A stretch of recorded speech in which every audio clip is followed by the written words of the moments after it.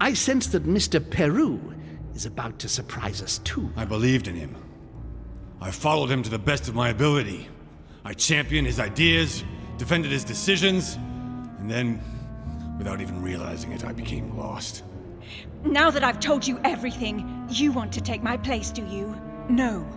I am Emily. You are wasting your time. Louis knows very well how to tell us apart. Someone had the bang coming from the Duchess's room, and she isn't answering. Louis, you really must learn to conceal your weaknesses better, if you don't want your foes to use them against you. Our desire is to steer the destiny of our respective countries for the good of all, and to no longer suffer the random hazards of history. It is the natural order of things, Monsieur de Richet. There have always been men who govern other men. That is simply the way it is. History forgets them with a disconcerting facility. No one speaks about them, and yet they whisper in the ears of kings and presidents.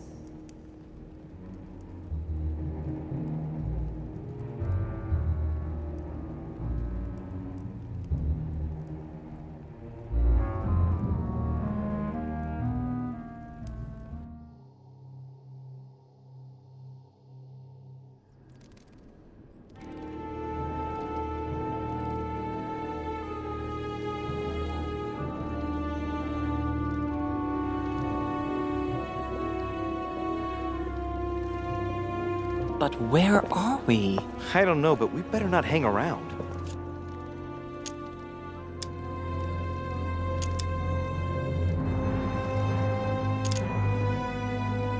Be careful, Mother. As if me saying that will make any difference. Knowing Mortimer, I wouldn't be surprised if he rigged his crypt with traps. So you think the door is not enough? Do you want to wager your other hand? You've got a point there. We have to find that weapon. What do you know about the Holy Lance, Louis? The what? The Lance of Longinus the Centurion.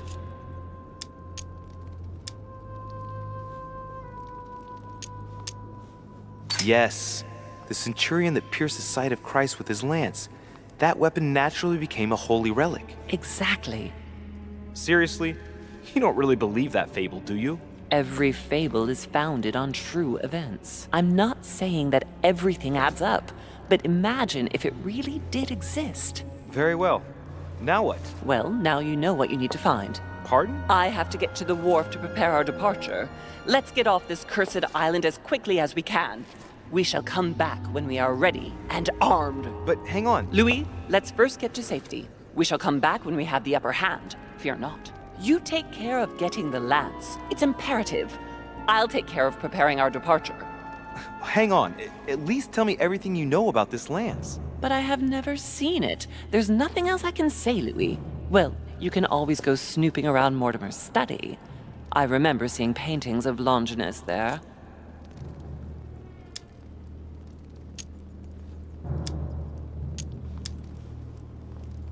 Hang on a second. What's the matter? Why did you shoot Emily's sister? Do you really think now is the right time for this?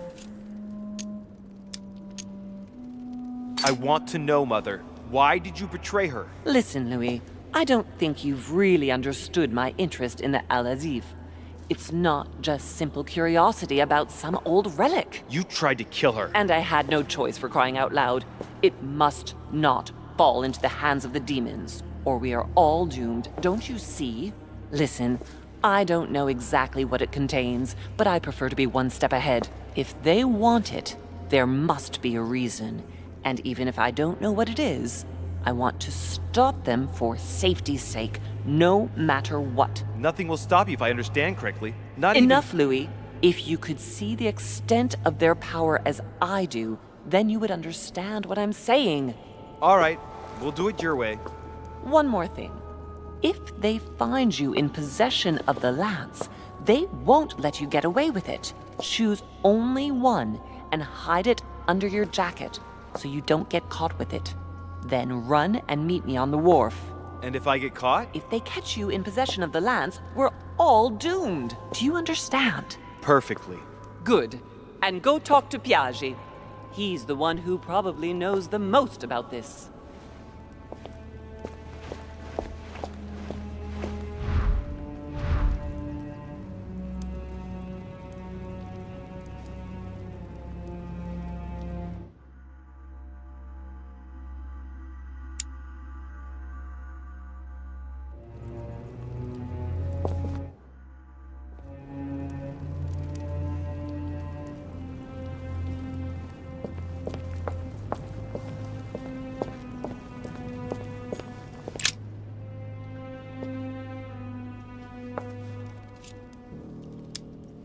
I can see that this lance has a so-called leaf shape. It is made entirely of iron. I can see that the tip is engraved with the symbol of the sun.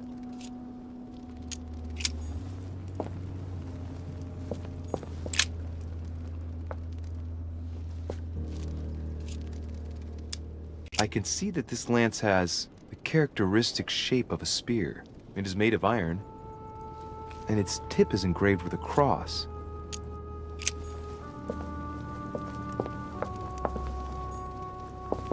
A fragment of amber.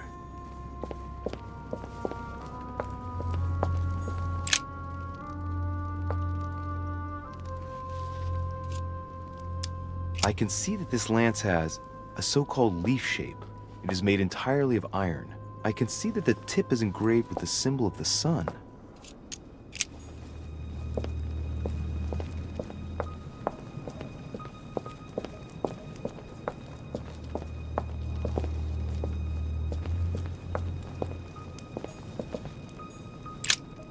This sarcophagus is engraved with the name of Clemens III. Good God! The one whose cross allowed me to enter.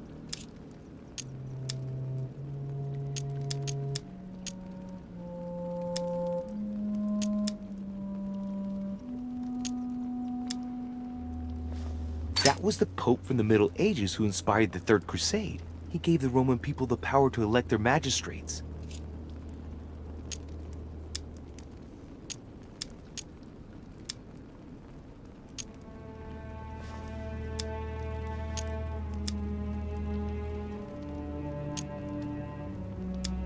He was basically an anti-pope.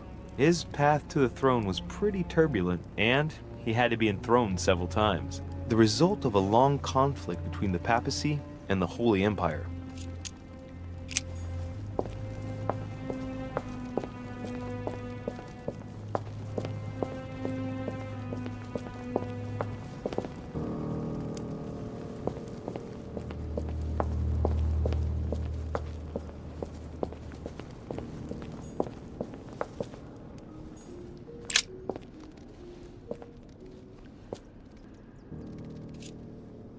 I can see that this spear has a so-called leaf shape. It is copper rimmed. I can see the tip is engraved with the symbol of the Eye of Ra.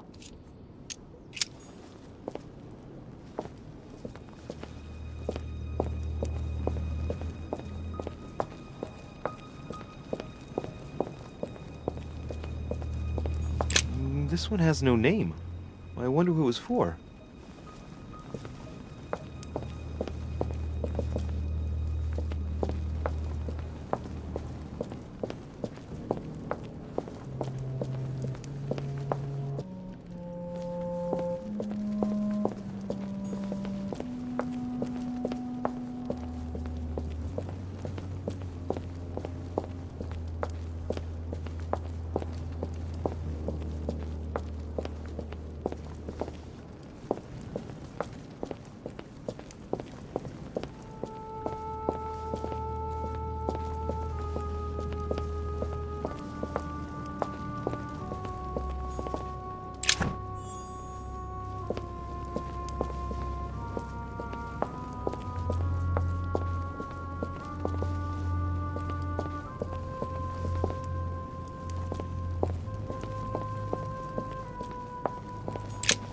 Flavius Aetius.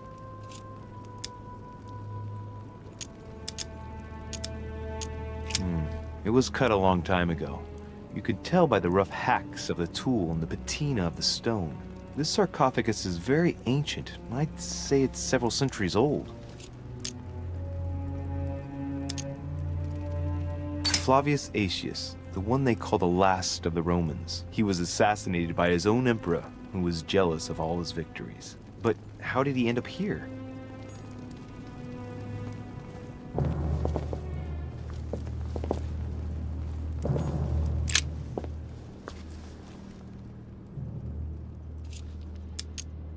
This lance has got a blade in the shape of a spear. Its blade is in iron or steel, I think. I can make out a rising sun engraved on the tip.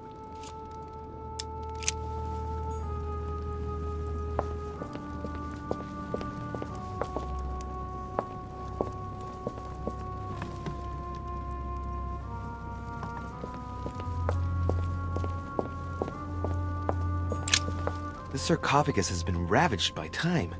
It's sort of ageless, I guess. It's entirely sculpted.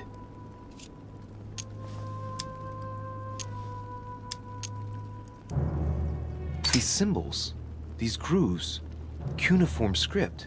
This is humanity's oldest alphabet, the language of Babel.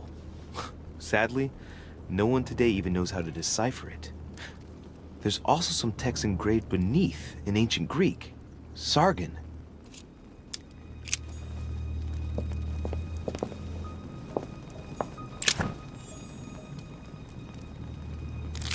Honey, the remedy of the gods. Well, we can see that this lance has a particular spear shape. It is coated in gold. You can distinguish the symbol of the fish engraved on the tip, barely noticeable.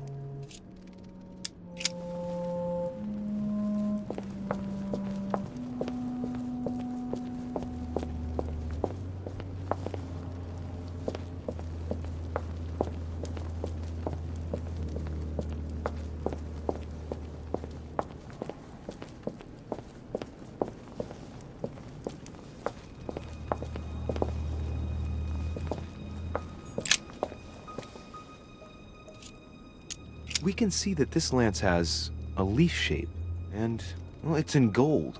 I can see that a crucifix is engraved on the tip, just barely visible.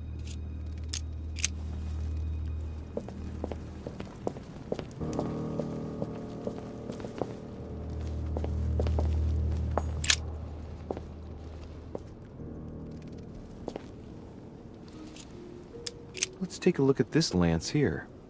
It has a very special leaf shape. It is copper rimmed, and I can see a fish symbol engraved on the tip.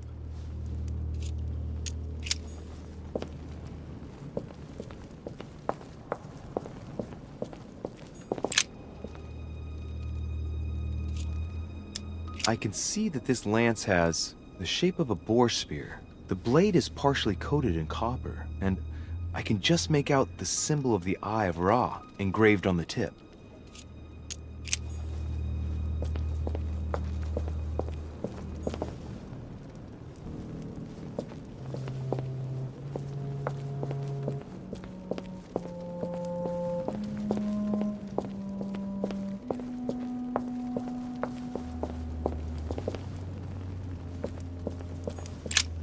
The sarcophagus of Lord Mortimer.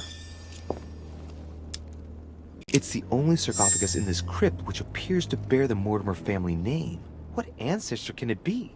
There's no inscription. It's the only sarcophagus in this crypt which appears to bear the Mortimer family name. What ancestor can it be? There's no inscription. Let's see what we can find here. It's the only sarcophagus in this crypt which appears to bear the Mortimer family name. What ancestor can it be?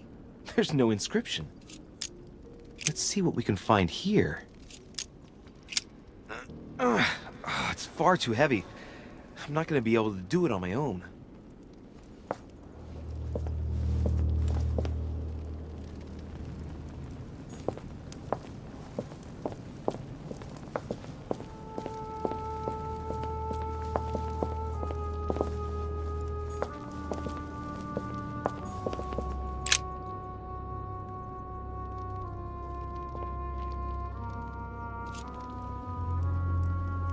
What about this lance? It's got a spear shape. And the blade is partly made of copper. A barely visible crucifix is engraved on the blade.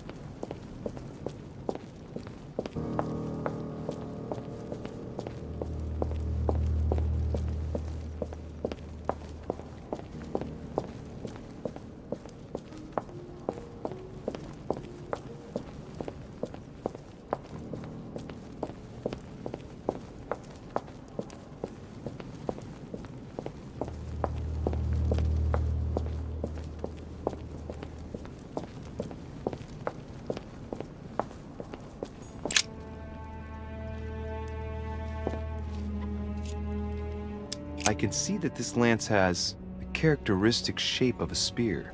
It is made of iron, and its tip is engraved with a cross. There are several spearheads. I need to find clues to pick the right one. Piaggi knows something about it for sure.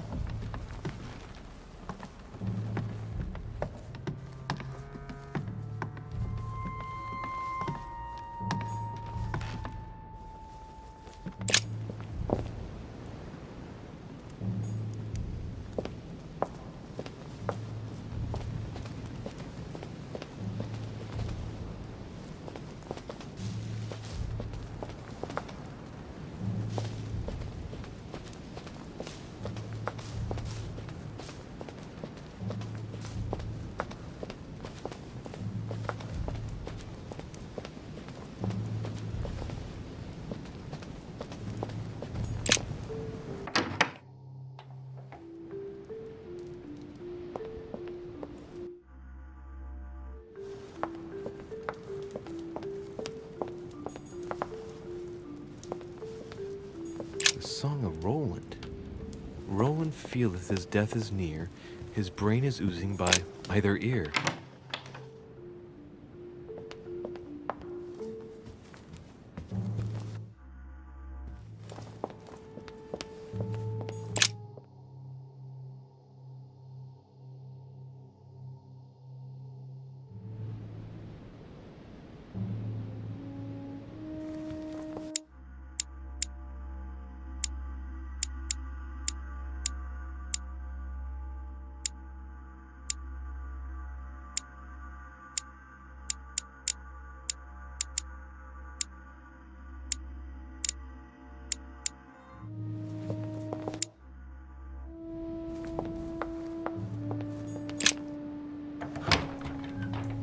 It seems like he isn't here.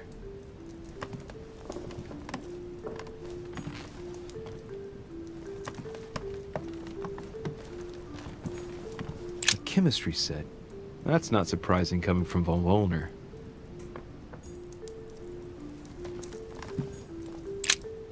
So, let's see what Wollner has in his bookcase.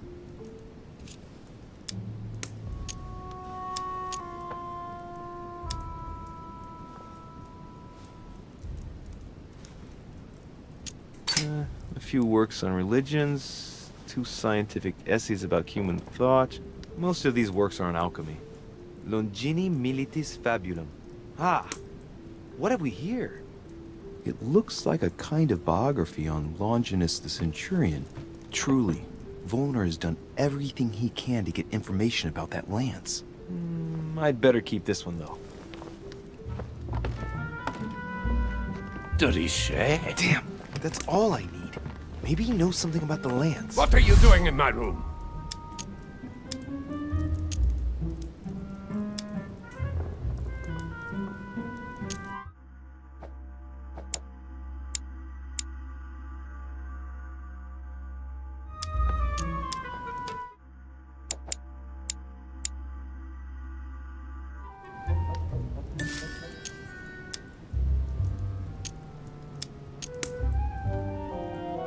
Sir, perfect timing.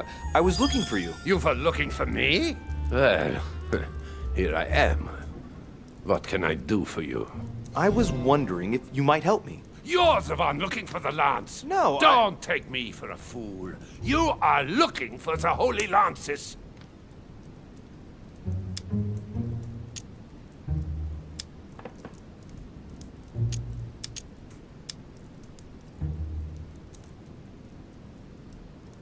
What's the matter? You seem completely panicked at the idea I might be interested in this relic.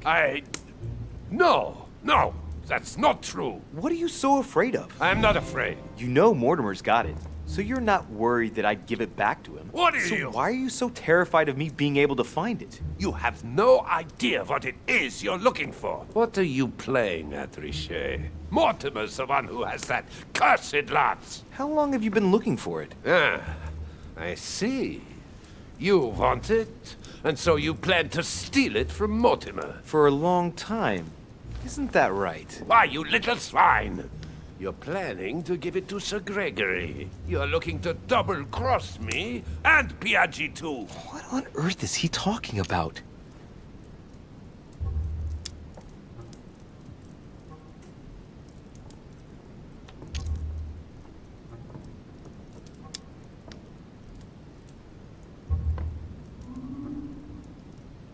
But calm yourself, goddammit. You're the one I'm trying to help. What?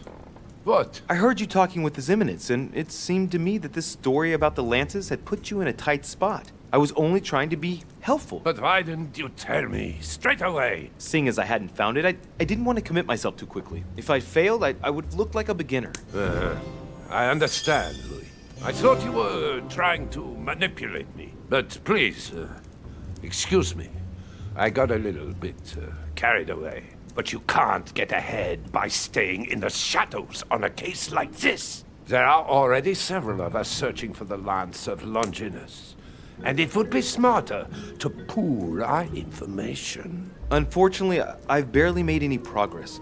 I'm still trying to find out what the original lance really looked like. Let me reassure you, we've all been there, given the number of copies there are in existence. It also took us quite some time to discover its true shape. Many believe the central part of the head of the lance to be covered in gold, whereas, in truth, its center is made of an alloy of copper and iron. That does make sense. In those times, a centurion wouldn't have any chance of possessing a lance made of gold. That is the perversion of Christian idolatry. A copper lance could not have been noble enough to pierce the side of Christ. Anyway, thank you, sir. You're welcome, Louis. Keep me posted as to your research. We're bound to end up recovering it. I'm counting on it. See you later. I managed to get the biography of Longinus the Centurion. Let's see what it can teach me. An interesting passage here tells me that the lance is engraved with the symbol of the first Christians, the fish.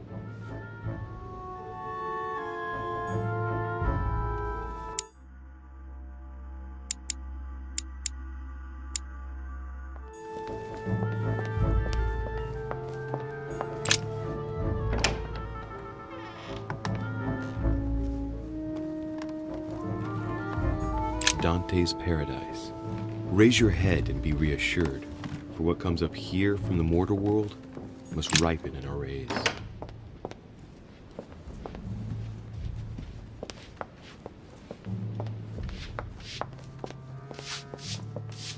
Pardon me, monsieur, but I have work to do.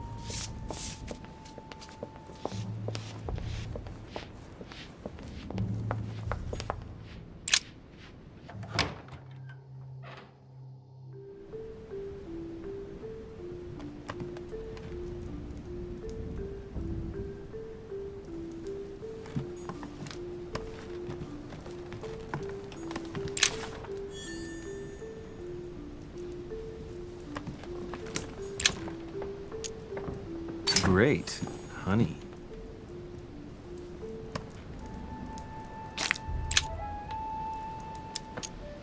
Great, honey.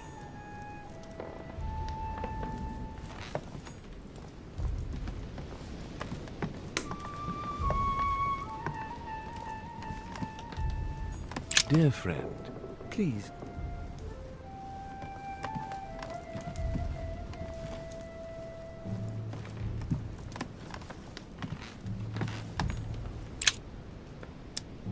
Amber crystals.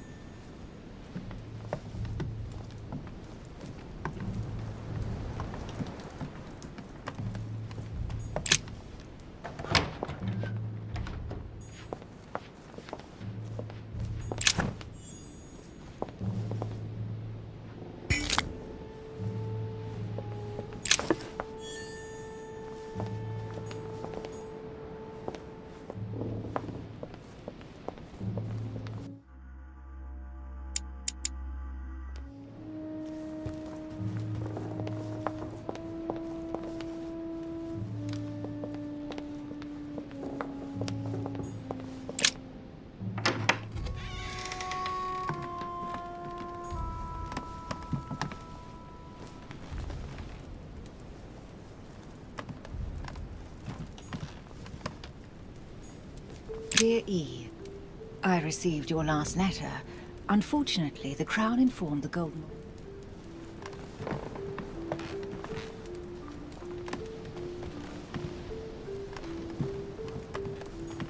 A letter from William Pitt the Younger, addressed to Emily. He's the present Prime Minister of the United Kingdom. Emily has indeed some powerful backers. Madam.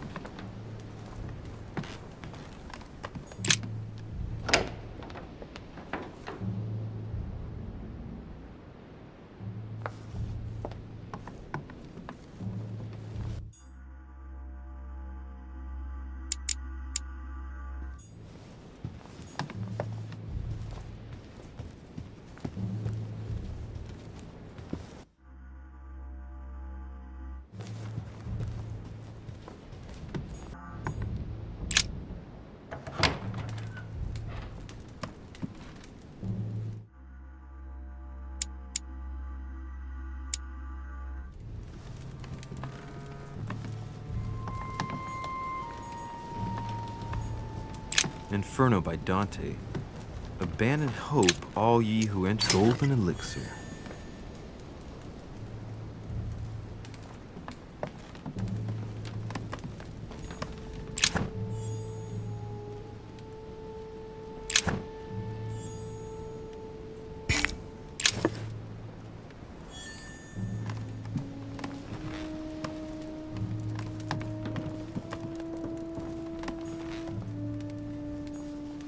Dear Monsieur de Richet,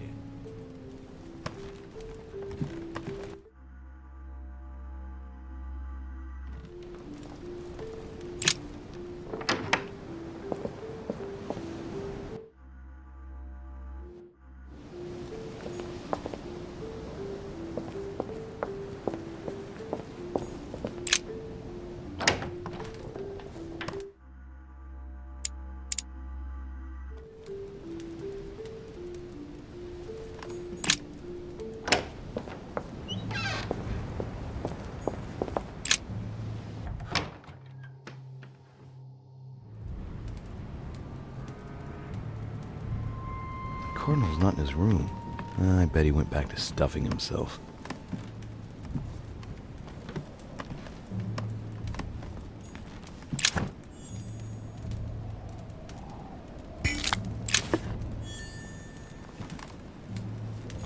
Torquemada. Quite the contrast. Wow. The fanatical priest who created the Inquisition sends shivers down the spine. My dear Giuseppe, poor health forbids me from joining.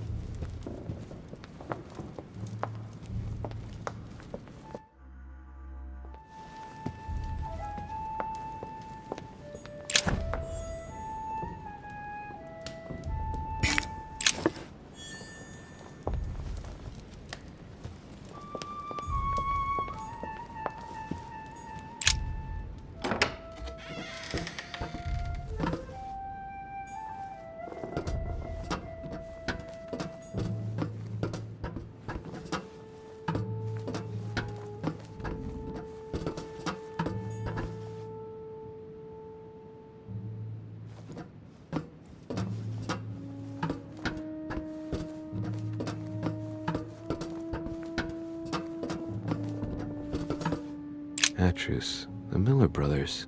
Mother expressly forbade me from reading it. Atrus, the Miller Brothers.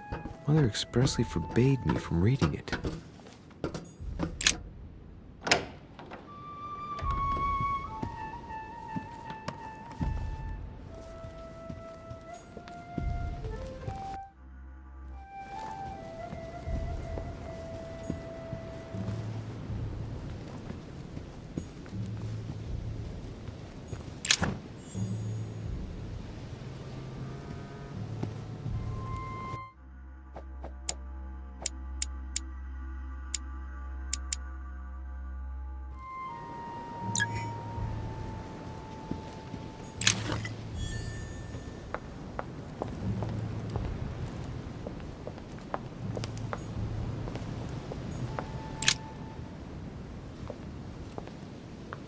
Your Eminence, would you have a moment to spare? Not now, Louis. Please, leave me alone. I beg your pardon? I want to be alone.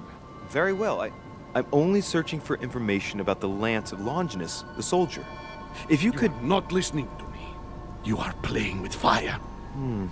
I see what you mean. Louis, don't push it. Leave while you still can. Your Eminence, are you all right?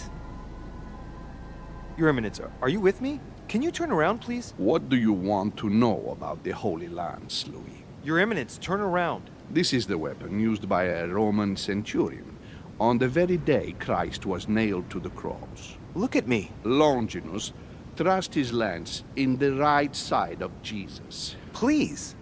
As you wish.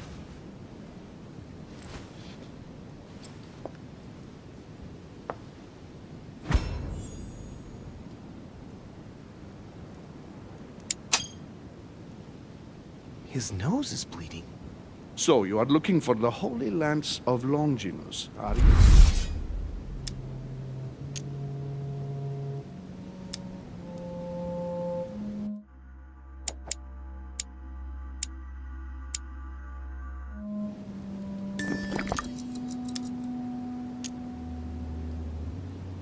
No, I was wondering about it myself. Oh, Louis. It's even worse than I thought. I believe you when you say you've only come to find out more. But in that case, it means that Sarah didn't even tell you the point of it all. Because, believe me, you are looking for it.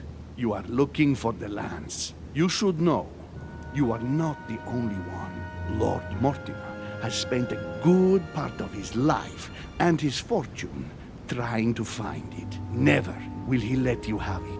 But tell me, before going any further, have you spoken to anyone else about this?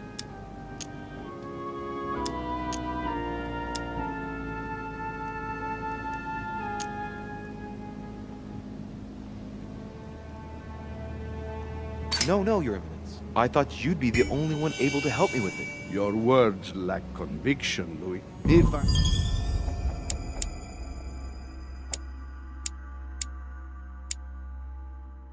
asking you all these things, it's for your own good. You have no reason to lie to me. Imagine you find it, which I don't doubt, given how resolute you are when you've got something on your mind. Then what?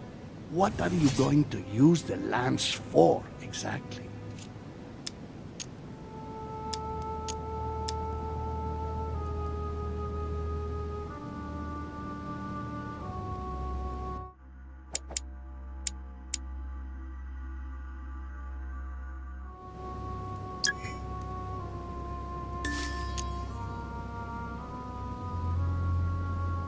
I need it. Why? You won't understand. Try me, Louis. I need to protect myself with it. Louis, I thank you for your sincerity. I shall answer you about Longinus. You deserve to be told. His spear-headed lance did indeed pierce the side of the Messiah. His blood gushed out, covering the head of the lance. It was covered in the blood of Christ. Thank you. Thank you, Your Eminence. You are welcome. Be careful, Louis. You are on a perilous path. Don't follow Sarah's demons, my boy. Don't delve too deeply into her delusions, or you won't be able to come back. The demons that she's frantically trying to drive away are in her own mind. Take good care of yourself. God keep you.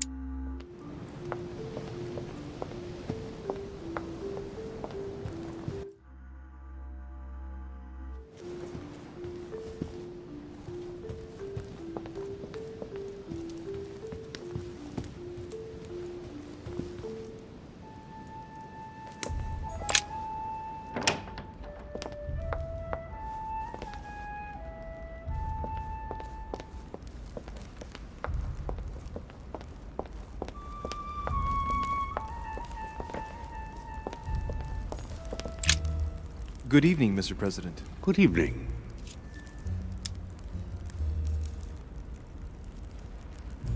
I'm back on the trail of my mother again. I don't have time to explain, but would you know anything about the Holy Lance? That's good.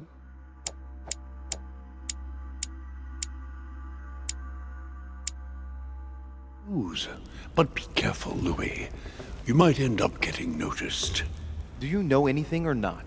No, I regret I don't. But why not ask von Wallner? Theology is his field, after all. That's an idea. In that case, I'll try and find him. You are keeping up the good work, I see. But I'm telling you, keep your guard up. Everyone is rather on edge right now. You're right. Thanks for everything, Mr. President. See you later.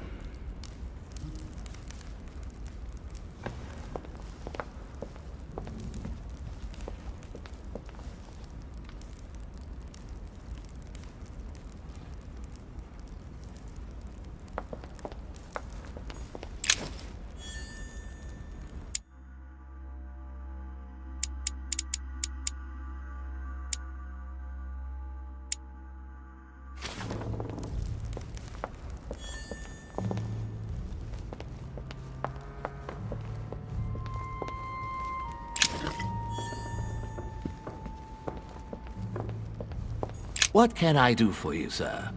I am at your service, day and night, sir.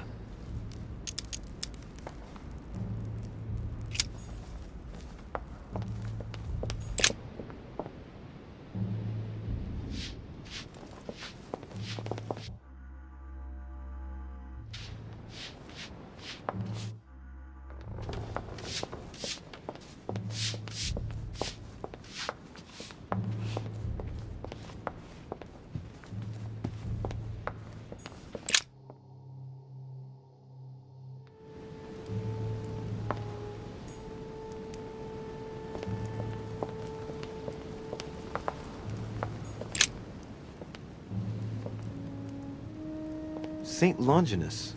Let's take a closer look at his lance. It is shaped like a leaf, like the real lance, maybe. How can I be sure?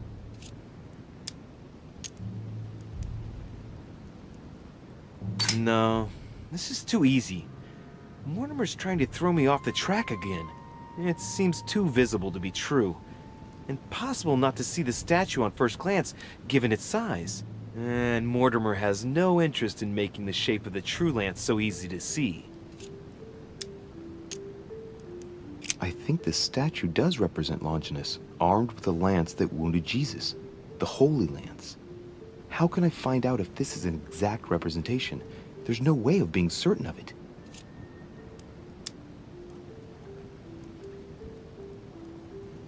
Hey, looks like there's a symbol engraved on the tip. Yes, a fish. The Christian fish, no doubt. It can't be a coincidence. It must have been done on purpose. Huh. Good thing I took a closer look.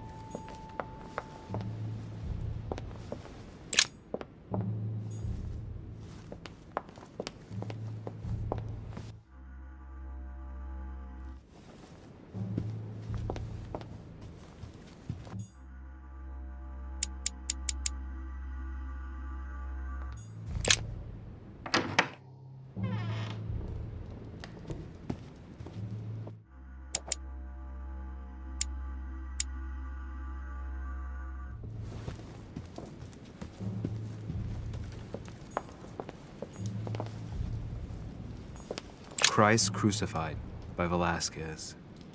Look, someone's left a note there. Reserved for the Duke of Alcudia.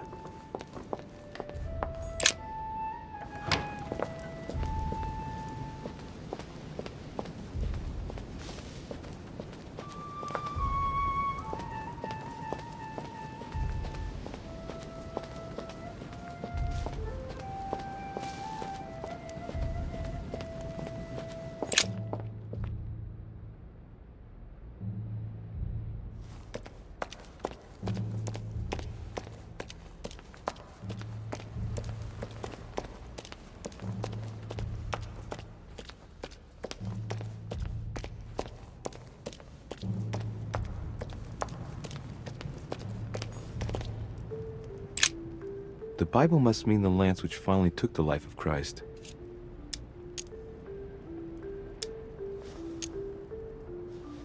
The Gospel of St. John is the most detailed on the subject of the crucifixion. When they came to Jesus and saw that he was dead already, they broke not his legs, but one of the soldiers with a shimmering lance pierced his side, and forthwith there came out blood and water. And he that saw it bore witness, and his record is true. And he knoweth that he saith true, that ye might believe. A shimmering lance. What is this telling me?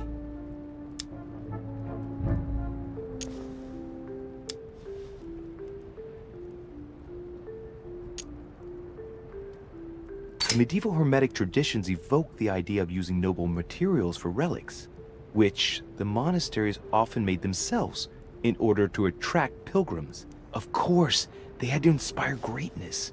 So here, we might think of gold, whereas a centurion could not have hoped for anything better than copper at the time. The true lance would not have been a luxurious weapon. The name of the Roman soldier who killed Christ never appears in the biblical canon. Yet, it is said that he was a centurion and was called Longinus.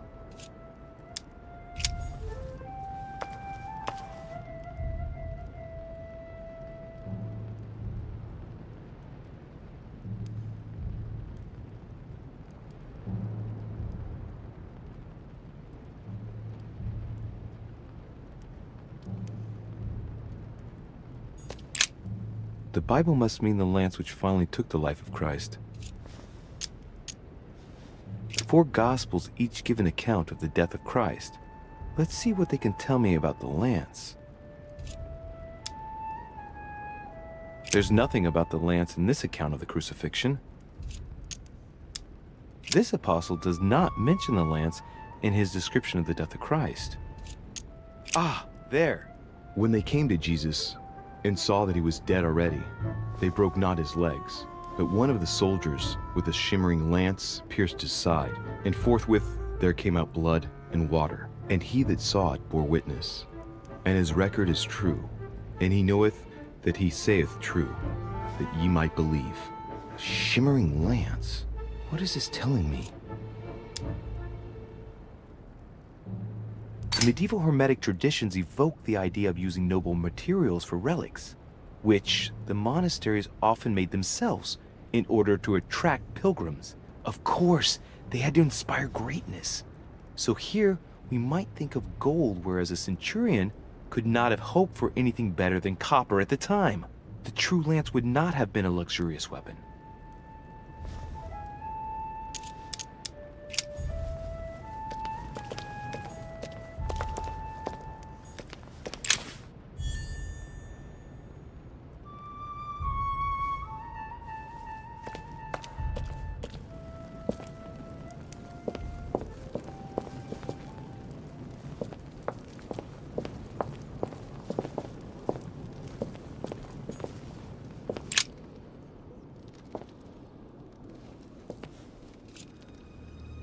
I can see that this lance has a so-called leaf shape. It is made entirely of iron. I can see that the tip is engraved with the symbol of the sun.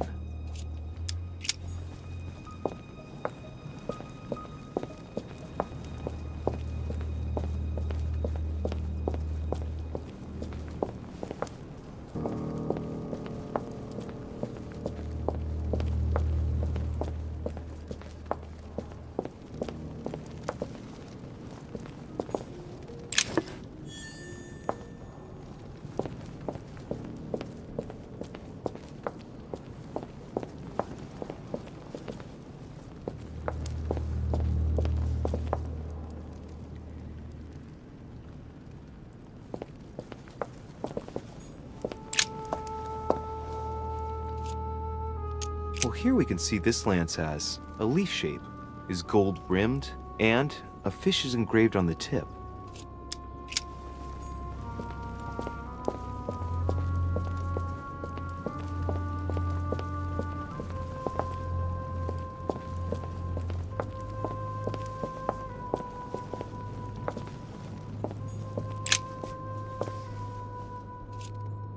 We can see that this lance has a particular spear shape. It is coated in gold. You can distinguish the symbol of the fish engraved on the tip, barely noticeable.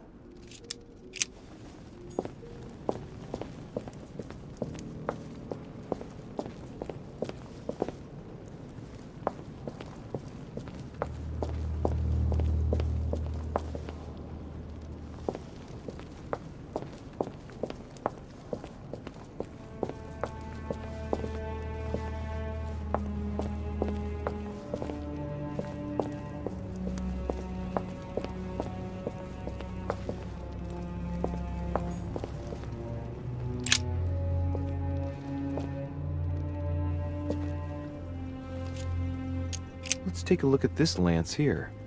It has a very special leaf shape. It is copper rimmed, and I can see a fish symbol engraved on the tip.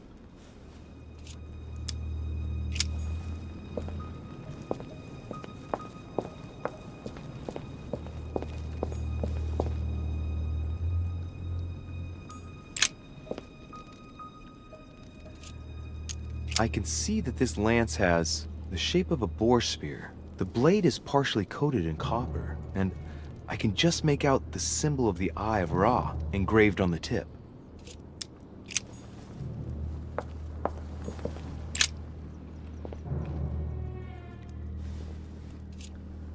I can see this lance has a spear shape, it is copper rimmed, and it has been engraved with the symbol of the Christian fish on the tip. I can see this lance has a spear shape, it is copper rimmed, and it has been engraved with the symbol of the Christian fish on the tip.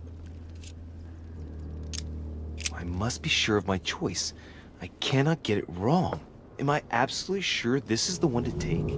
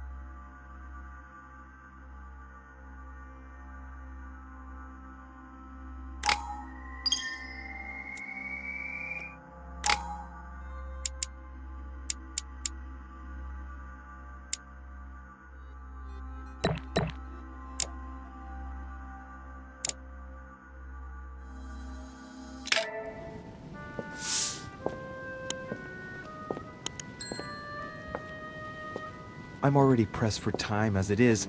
Mother's waiting for me on the wharf.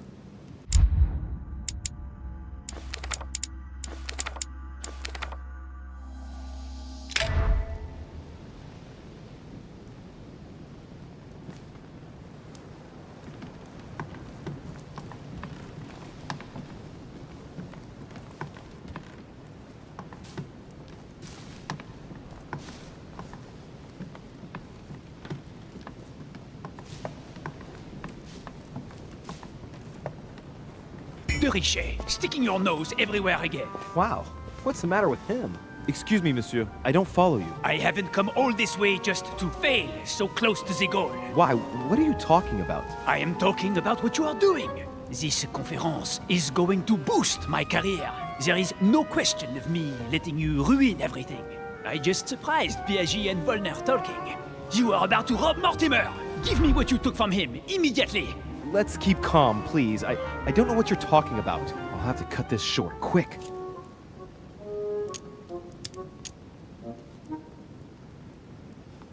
Look, I don't know what you're going on.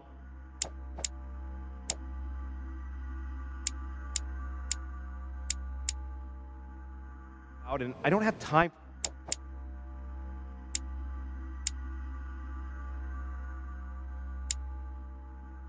Right now. Don't bank on getting rid of me so easily, de Richet. Where have you been?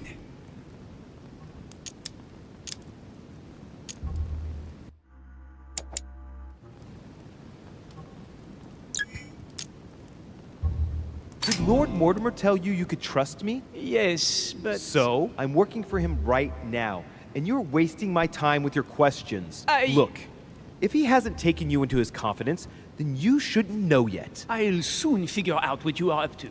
And I am convinced that you have indeed robbed Mortimer. The game is up. Give me what you took from him. You know, this is becoming an obsession with you. Show me what you are carrying, or I will call the servants.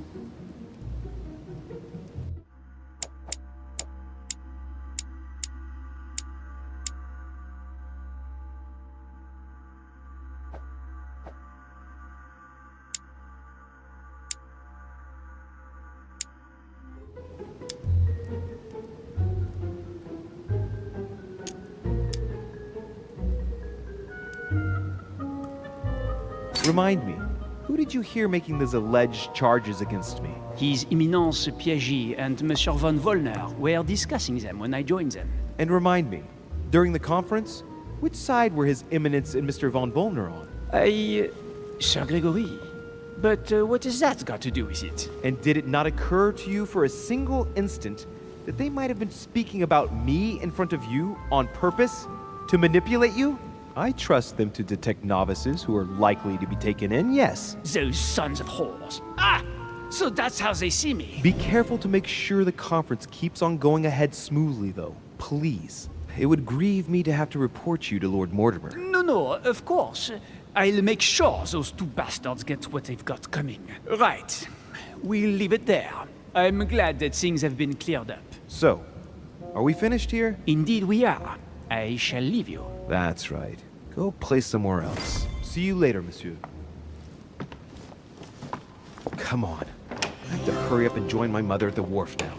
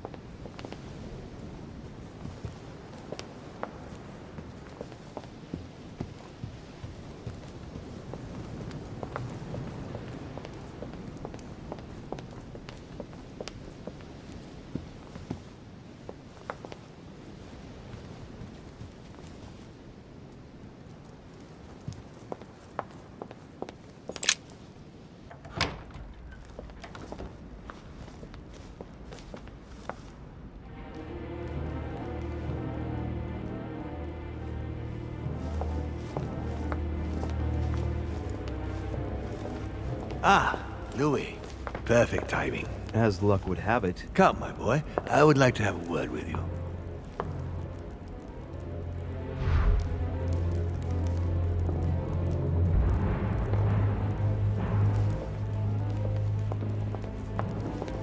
Come closer, please.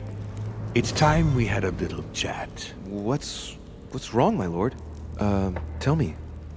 What's with all the bodyguards? Louis, it's time you found out the truth.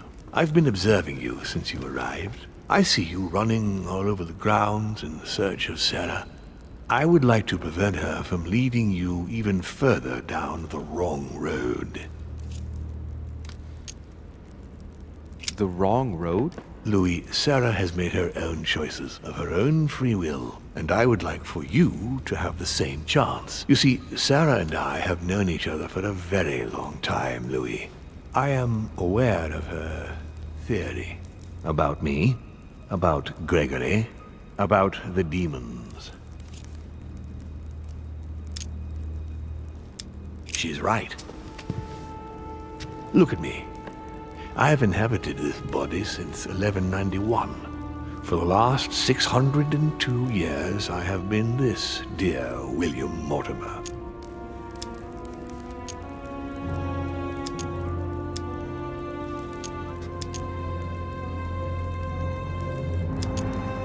You've been Mortimer for 600 years? How long have the demons been among mankind? Oh, I don't think I'd be lying if I said that we have always been here.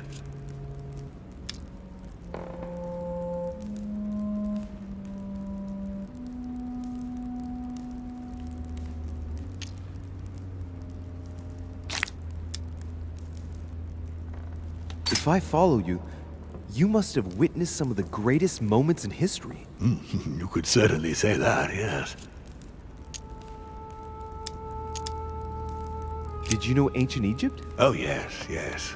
We were gods on earth in those days. What did men call you then? Amenhotep IV. The 10th pharaoh of the 18th dynasty? Ooh, I see you're a connoisseur, Louis. Impressive. Did you know ancient Greece? In many ways, yes. One day Pericles, the next Parmenides. Just the memory of the time I spent working on acoustics with Pythagoras. Well, it moves me quite deeply, to tell the truth. Pericles. He's the one who brought Athens to its golden age, isn't he? In a way, yes. He established democracy and then died during an epidemic. It wasn't so long after his 2 sons passed away. Isn't that right? Excuse me, Louis. I would rather not relive any more of that, if you don't mind. You seem to be fascinated by Christ. You weren't him, were you? Oh, no, not at all. He was my father, though. Strange as it seems. I beg your pardon? Am I dreaming? Ugh, please tell me I'm dreaming. We should have the chance to talk about all that again later, but yes, he was my father. All the mythology surrounding Jesus of Nazareth really stems from my father's prideful need to show himself among men. Did you experience ancient Rome? Oh, yes. Luxury and decadence, Louis. My family did indeed reign supreme, but from this period I retain only the works of my friend, Marcus Vitruvius Pollio. I've noticed that you have a passion for the Crusades. Among other things, yes. Mainly the third. It was during the siege of St. Joan of Arc that I took possession of Lord Mortimer. And you've never changed skins or bodies since? I have used other envelopes, but only to carry out very short tasks. Apart from that, indeed, I have been able to retain the identity of William Alexander Mortimer throughout the centuries.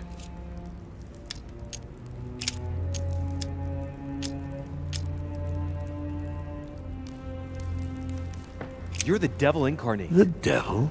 I'm not saying that all Judeo-Christian folklore hasn't served us, but the truth is, of course, something quite different. Please, don't look at us through the primitive prism of religions. I am not hiding any horns or goat's feet, Louis. I have no tail. Why do you bring up folklore? You mean that you've taken advantage of people's beliefs? No, not exactly. I mean that we in fact created them from scratch. It is amazing to see how mankind has such a strong need to believe in something superior to itself. It was very instructive for what was to come. Lucifer, the fallen archangel, left heaven accompanied by 133,306,668 angels. Is it true that there are that many of you? No, I assure you, Louis. Forget your Bible class. It's ridiculous. We are not angels. We don't have wings. There is certainly nowhere near 1,000,000 of us. And for that matter, no sacred human text represents us correctly. There are several families, and the family to which I belong has 8 siblings, including Gregory and myself. Sir Gregory is your brother? Yes, what can I say? You can't choose your family. But it is very difficult to know exactly how many of us there are, because a large number of our kind remain hidden, or never reveal themselves even to us. And you truly have the power to manipulate the thoughts of men. That's right. Every demon has the capacity to infiltrate the minds of men and to read and steer their thoughts.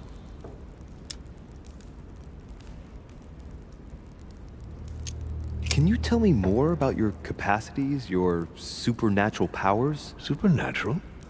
From my point of view, they are perfectly natural. Well, Louis, just because the monkey does not fly doesn't mean that we should consider the bird a supernatural creature. We are all part of a grand design. We are simply made like this. By developing our art, we are able to read thoughts as well as write in the minds of men. It is possible for us to make them bow to our desire, but it doesn't work without leaving some scars. And what do you do with this power? We help them, of course.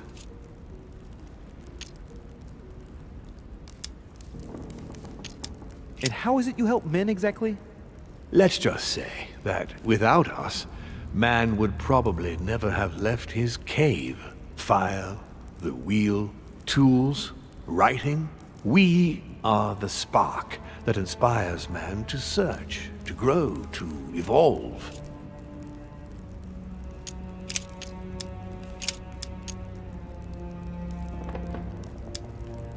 But why me?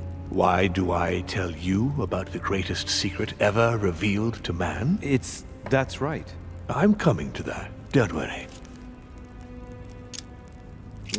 Why should I trust you? I'm not asking you to, Louis. If you are still in doubt about the demons, I can assure you that won't last long. What has my mother got to do with all this? She embarked on a crusade many years ago to kill all the demons. That must have upset you. I imagine you retaliated. No, I'm afraid she never forgave me. Forgave what? We met when she was still just a young woman. I appeared to her in a different form because I didn't want to reveal the identity of Lord Mortimer at that time. She was looking for someone interested in the occult to decipher an ancient book. We spent many years together until I revealed my true nature to her. The old book was Al-Azif, wasn't it? Did she speak about it? Not so long ago, yes. Indeed, it was already Al-Azif. She wanted to unlock the secrets. What are the demons' projects for humanity? Our aim has long since been to protect humanity from itself. On the other hand, although we give them the impulse to succeed, we don't all agree as to the path they take to achieve it. How would you qualify your species, scientifically? Good question. What is your area of expertise?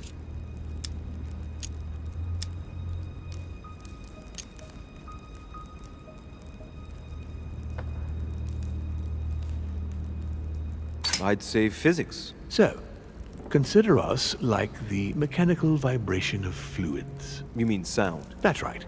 The physical properties of acoustics are very similar to those of our abilities. Imagine us as something like waves. Continue. Louis, it's time you opened your eyes. Come, you'll soon see. After you.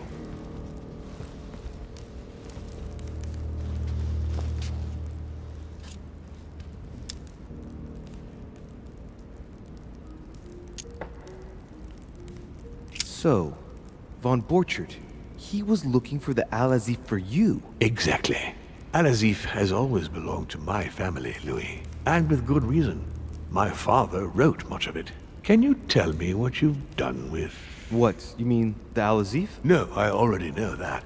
Sarah came here with it and got rid of it. I was thinking of von Borchert. He isn't essential, but he is a trusted person. He's a prisoner at our headquarters in Paris. All right.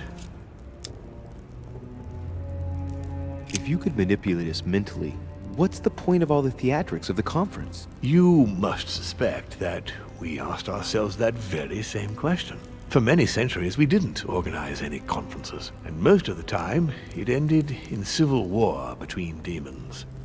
Many of us were killed during this period. The idea of organizing conferences was the answer to everything. The interest being to erect some rules among ourselves. Our family first divided up all the principal countries of the world. Now, whenever one of us wanted to propose a major change between these countries, they summon the demon in question and initiate a conference. The demon that initiates the proposition doesn't have to give notification of the subject of the conference beforehand. Consequently, we participate along with our best assets. Once the humans are brought together, the conference begins, but we are forbidden to use our talents to influence the participants. The first meeting is held in order to expose the subject to all the participants, followed by several days of reflection, during which we are allowed to be persuasive but not to impose our will.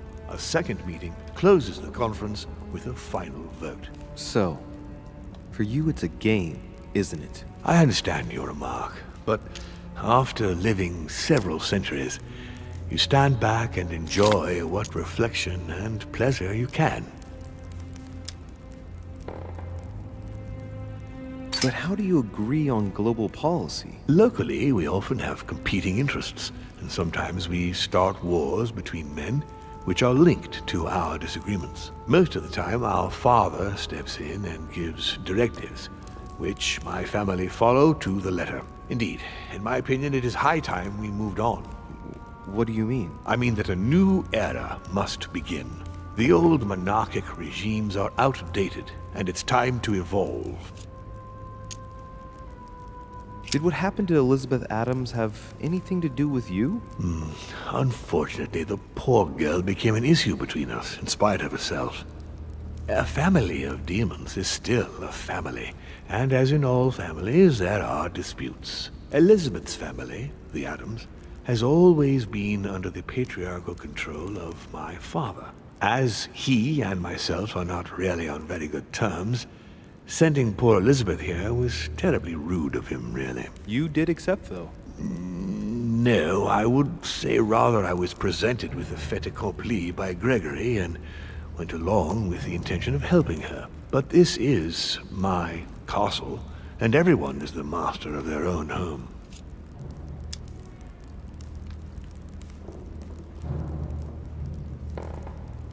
It was you who killed her. The child was already condemned, Louis. My father would never have let her be. I had to pass inside her mind and, yes, make her take her own life. Trapped between the unyielding control of my father and your mother's terrible treatments, I wouldn't wish a life like that on anyone. Would you? So neither my mother nor Peru were ever guilty. You just gave me the runaround with that whole investigation. Now don't take it the wrong way. I was obliged to keep up appearances so that Gregory wouldn't suspect me. And it enabled me to size you up, Louis. I hope I've answered all your questions, Louis. Come, I've something to show you. There is one question that remains to be answered. Why me? Why tell me all of this? Oh, haven't you guessed yet?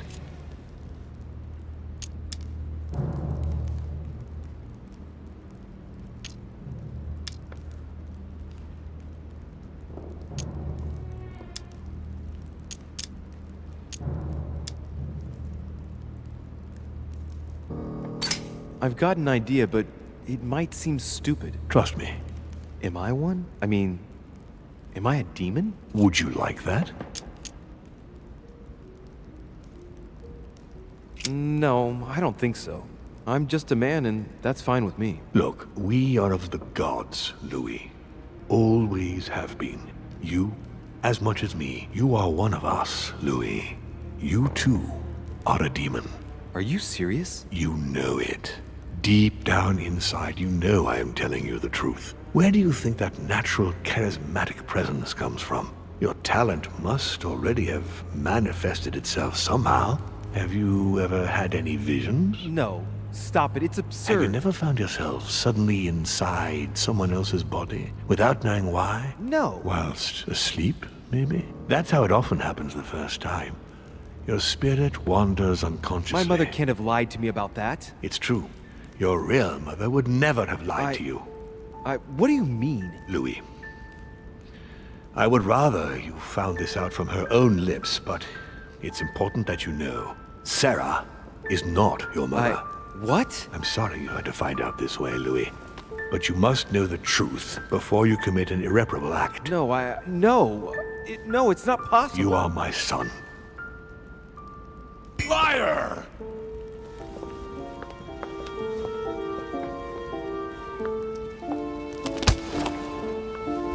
Well. So now you're his bastard. You really took me for a fool. Don't make a move, you clowns! Everybody keep calm. Don't say a word or I'll shoot your kid! Not so clever now, are we? At last I found a way to put the pressure on you, Mortimer. Look, just calm down, monsieur. You stopped me from ending it all. Because of you, I've had to pay for it. You don't know what it's like. He's in your head. He's in your soul. I never want to feel that again. Jack, I did not betray you. You're just like him.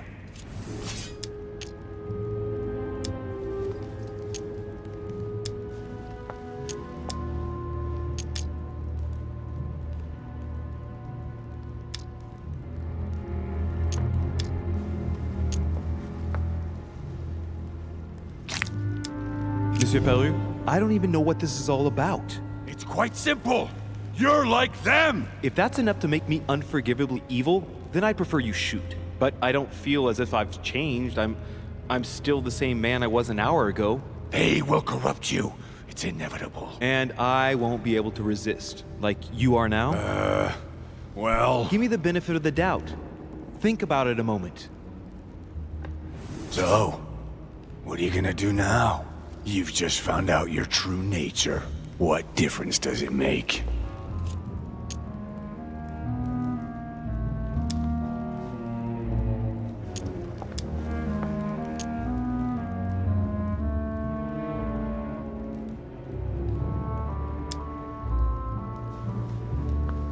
And you, Jacques, how does it make you feel? It changes everything. Well, why? How am I responsible for it? I never said you were. You too are his victim, Louis. But it makes no difference to me. If I let you go, you will proliferate. I must stop all of you. And too bad for me if I have to die for it. You're just like him. You are already. You can't see it, or you don't want to see it, but it's already too late. In fact, I haven't got any choice. You always have a choice. You know very well what will happen to you if you shoot me.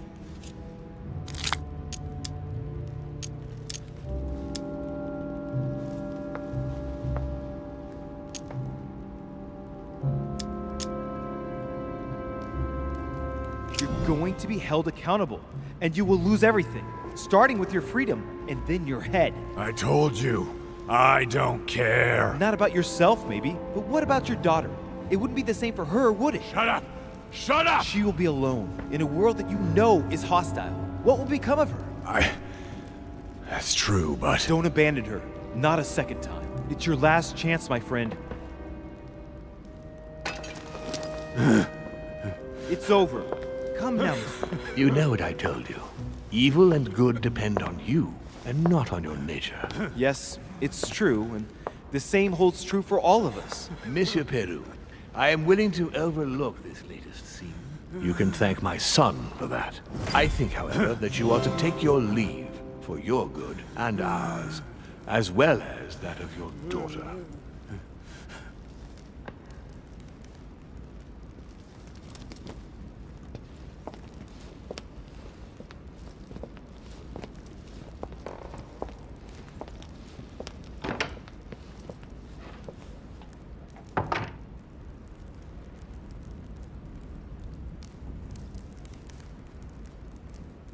Not too shaken up. You've experienced many significant events since your arrival.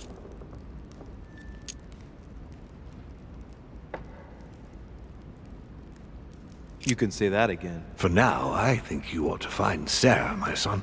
You ought to talk things over with her. So she's been lying to me all along? Let her justify herself. What's done is done. Sarah must explain herself. You must clear the air. We'll have all the time we need to talk afterwards. But all in good time. Before you join her, I'd like to give you something. As a demon, I would like to introduce you to your first talent.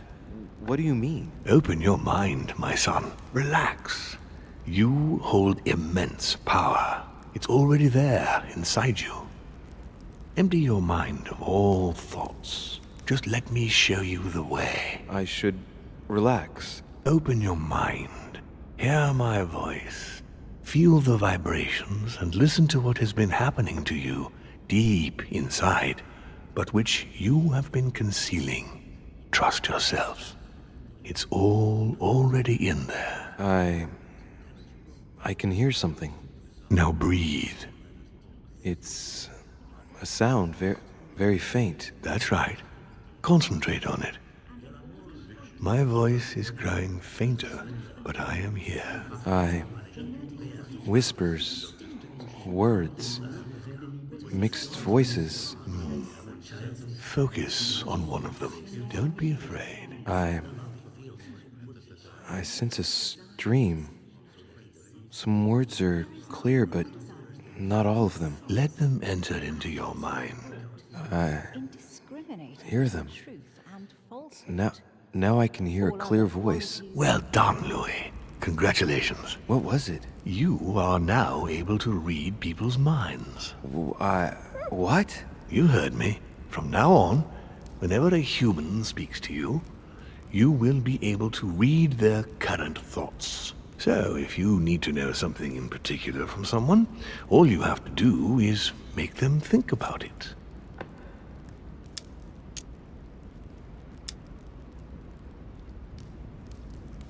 But I'd be violating their minds, wouldn't I? No, nothing of the sort. You won't really be penetrating their psyches. Let's just say you'll be picking up residual signals emitted by their thoughts. It isn't intrusive at all, rest assured. There are also a few rules you need to know that govern this talent when used between ourselves. You can read the thoughts of demons as well as of humans. But be careful. A demon more experienced than yourself will know that you are spying, and will often react quite violently.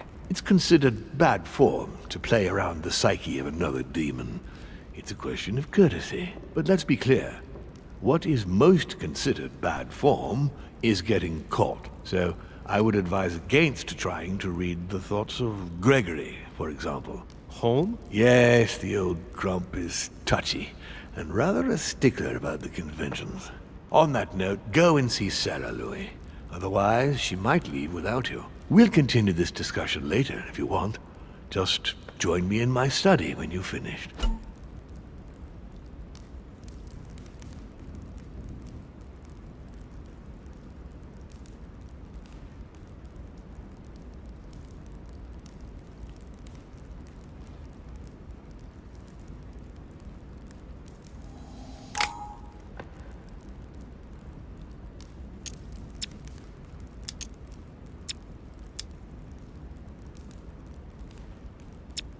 Let's see what Mortimer's thinking about. He is thinking he might not have been clear enough with you. When I told you not to try to read into Gregory or other experienced demons, it also applied to me, of course. You can hear me think? Of course I can. I can sense you. For the moment, your mind shines like 1,000 lights because you haven't yet mastered the art of concealment from the psyches of others. So, I give you a weapon, and the first thing you do is try to shoot me with it? If my intentions were evil, you would already be at my mercy. So be very careful on whom you use the talent. All right. Please excuse me. And don't ever apologize, my son. You are far above that from now on. Now go. One more thing. If you want to know the truth about your birth, ask her about Paris, 1763, at 12 Rue des Martyrs. That's where she disemboweled your mother to steal you from me.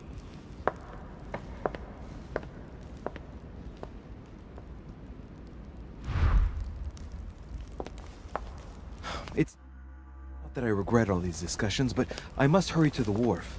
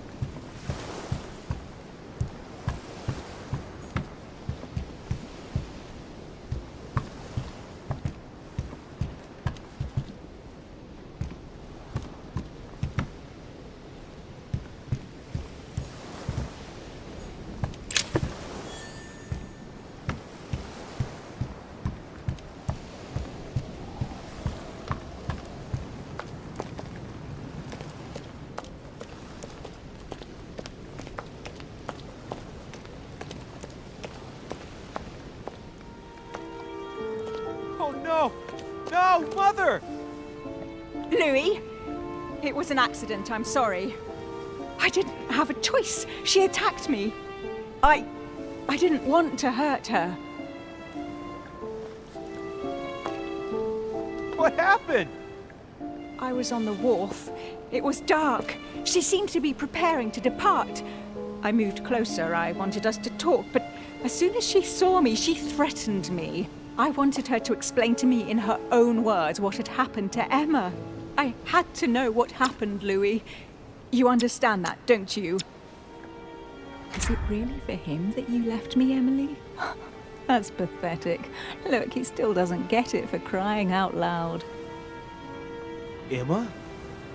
Oh, the bitch.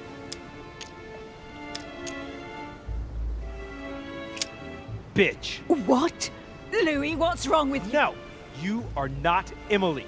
Ah, that. It took you long enough to figure it out, though. Oh, I felt sorry for you when I saw you couldn't even recognize her, Louis. What do you expect? It wasn't my fault. Was it perhaps that night we spent together after the conference that persuaded you that I was worth more than her? What? Oh, you still don't get it. The night of the conference? It wasn't poor Emily who paid you a little visit in your room. Oh, she was much too busy with Monsieur Bonaparte. No, that's not true. It was me, of course. I assure you, you got something a whole lot better. And when I think she wasn't even armed when I arrived. Right.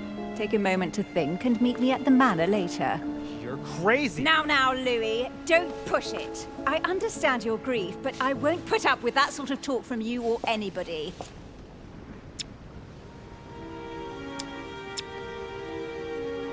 If he says one more word, I won't be around to satisfy any of his desires. But you've lost your mind. That's enough! That's not how you talk to a lady! I'd like to be alone, madam. That's all right, I'd rather that too. See you later, Louis.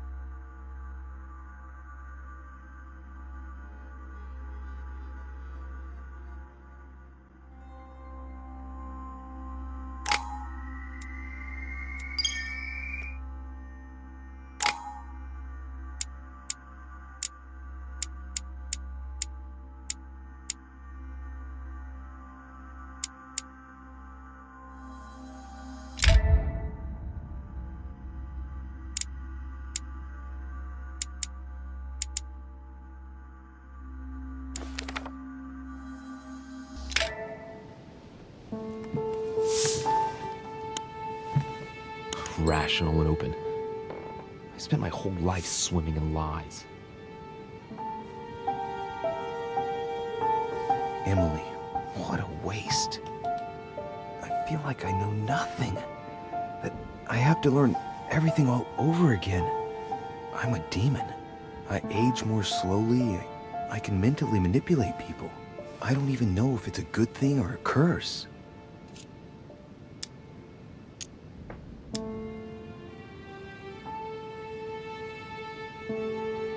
No, this is an advantage. I could get used to this pretty quickly, I think. Damn it, what a mess. Come on, man up, Louis. I'm still the same old me. Demon or not, I'm still in charge of my actions. And this father, I know nothing about. Yes, I've still got a lot to learn. It's enough to drive you crazy. Everything I believed in, nothing holds true anymore. Pull yourself together, man. I need to find some answers. There's no way of being alone for a minute.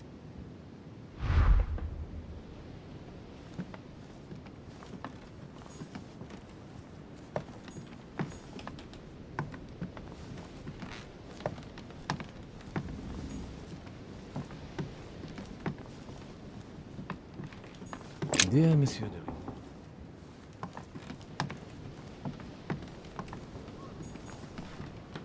Inferno by Dante. Abandon hope, all ye who enter here. Lovely lectures Mortimer's giving to his guests. Very jolly. Sir Gregory? Good day, Louis. I think it would be good to talk. How are you feeling? I don't know. I understand. I heard that William spoke to you at last about our nature and our family. It's a good thing, but you must be a bit shaken up. That's the least you can say. I bid you welcome among us, Louis. Knowing William, he probably didn't go into any detail about our family, so if you have any questions, don't hesitate to ask.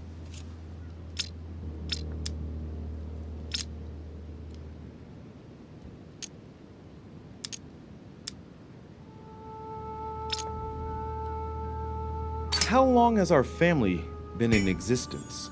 We have been here since the very beginning. What do you mean, exactly? Are you trying to get information from me? No, not at all. I was just wondering why that particular question seemed to disturb you. Let us not insist, then. You yourself weren't very convinced by the question, it seems.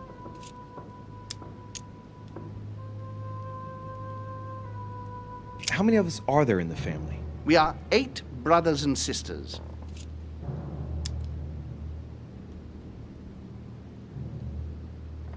do you mean by brothers and sisters if we can change bodies? You reason with logic. We have retained the human habit. When we first come into this world, we retain a certain attachment to our first envelope. If we are born as a man, we are brothers. If we are born as a woman, we are sisters. But I must admit, it has absolutely no real importance. They're just bodies.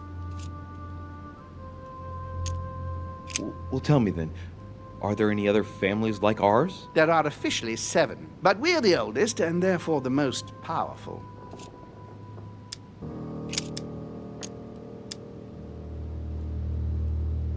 Is there a head of the family? You'll see.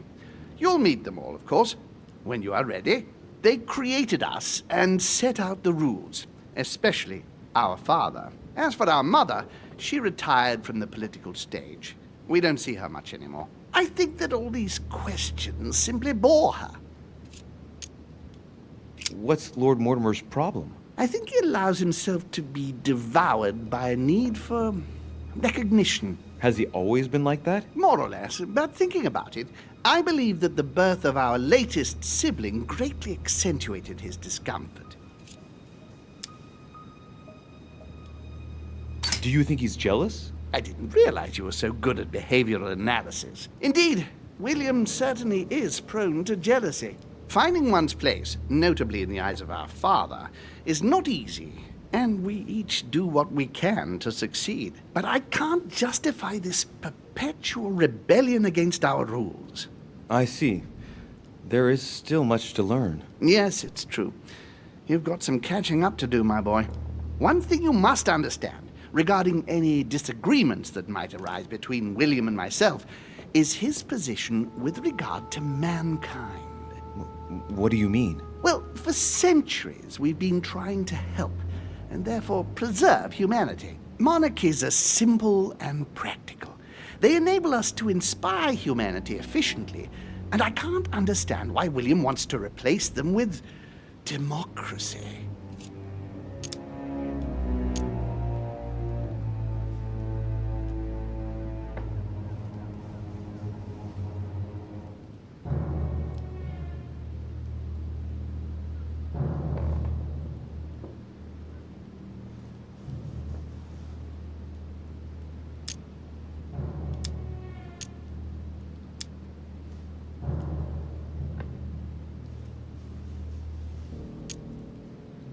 But if your intention is not to dominate the human race, why not let them be master of their own destinies? I perfectly understand this type of reaction from you, less from William.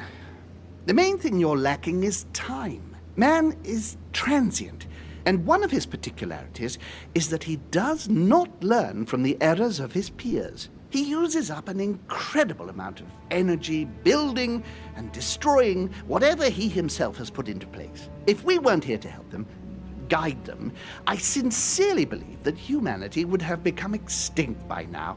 We are eternal, Louis. When we plan ahead, we do it for the long term.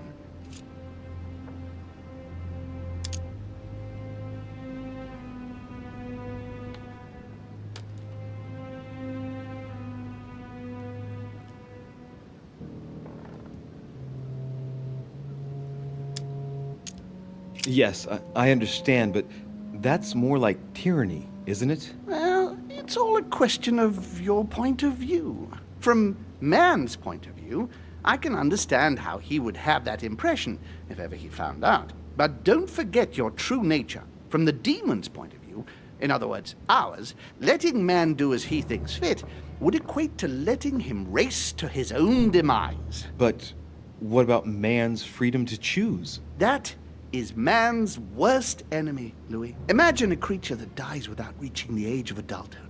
It remains a child. We have to help him, otherwise he will put himself in danger. It has taken centuries for our family to establish relative peace between demons. Thanks to this policy, we have been able to decide everything by confining the other families to subordinate roles. And now William is obsessed with disrupting everything. Peace between demons? What do you mean? I'm not talking about conflicts within our family. If that was all there was, everything would be fine. But several other families, younger but nonetheless powerful, are trying to upset the balance. At present, we dominate most of the major countries around the globe. But some families are pushing, via less influential countries, to gain ground. Do you understand? As best I can, yes. When the time comes, you must take up a position on the political chessboard. I only hope your father doesn't take you down with him.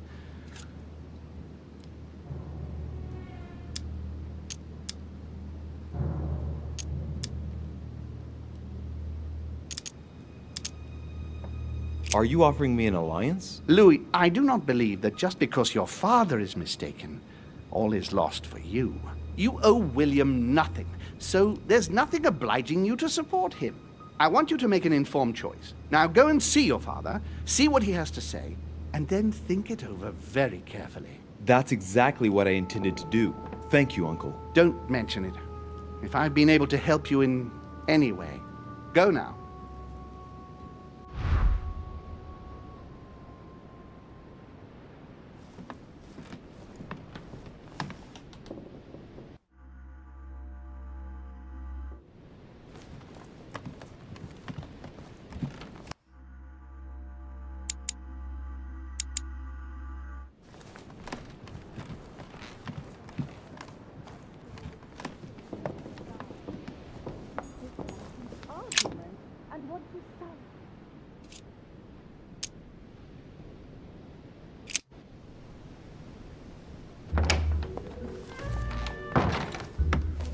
We have to talk. I was just wondering. Oh, what's she smiling for? Right. I shall begin. It's going to be an awful lot for you to take in on just one day, but I must tell you that I'm a demon too. Excuse me? I know that you are too. Gregory told me everything during my convalescence. And that isn't all. I'm also Mortimer's daughter. You understand what that means, I hope. That's right. I am a demon too. And I am your sister. And we also slept together. But don't be too hard on yourself. It's a bit unnatural when you think about it, but then you couldn't know.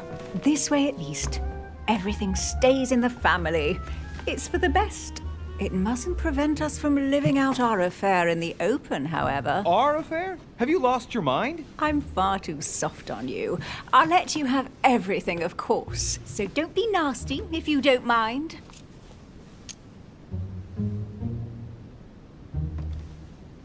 She's not all there.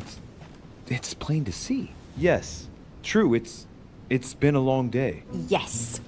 You ought to get some rest. You can sleep there. You know that, right? Although, thinking about it, best remain discreet for the time being.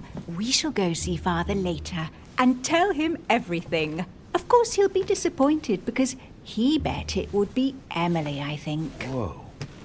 She is completely mad. But I think he will be proud of me when all is said and done. She's talking to herself. She can't even see me. He loves me. Oh, he loves me not.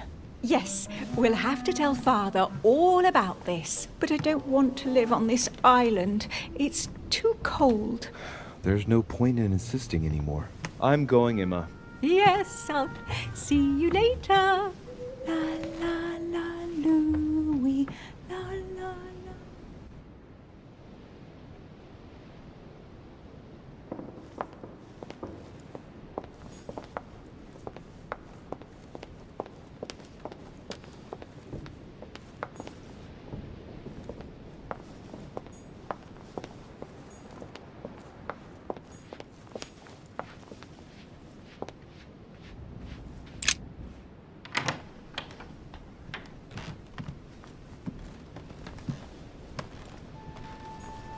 Leave me, de Richet. I want nothing more to do with you.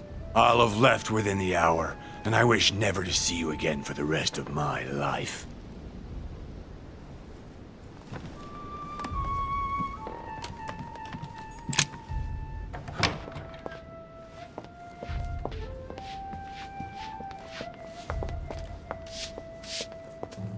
Pardon me, monsieur, but I have work to do.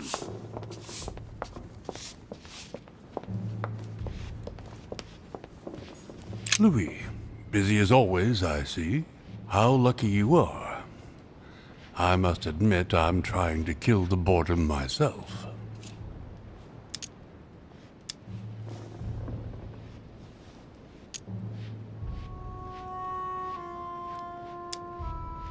I'm sorry, Mr. President, but I don't have a minute to spare right now. Yes, I see. No time for chit-chat with an elder, of course. Well, run along, my young friend.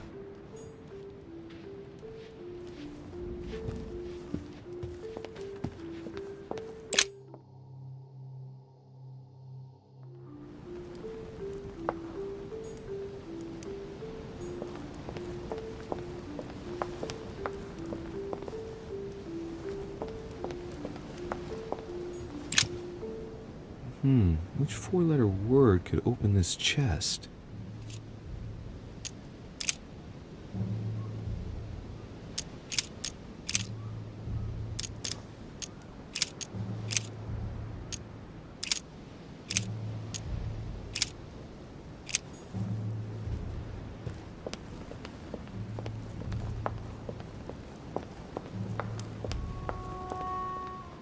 Louis, I was sure you would stay. I'm proud of you. You have made the right choice. You must have been disappointed not to have been able to speak to Sarah one last time. I would have liked her to tell you herself. Well, I guess I'll never know now. True. Even so, there is one more thing I haven't told you about her. Sarah was my daughter. What? But why didn't you tell me the truth about her? I thought that might be too many truths to absorb at one time. I intended to tell you afterwards. You were in a hurry, so I made a decision. You've been able to understand and choose for yourself. How do you feel? Hard to say.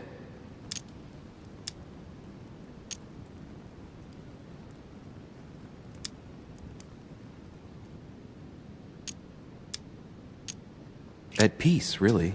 Oddly enough, I understand things that have happened to me better now. What could be more normal?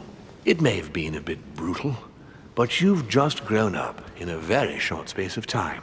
From now on, you can influence your own future. I will guide you. We've all the time we need. You're not the first to make me that offer. What do you mean by that? Your brother, Sir Gregory. Gregory. Why am I not even surprised? What did he say?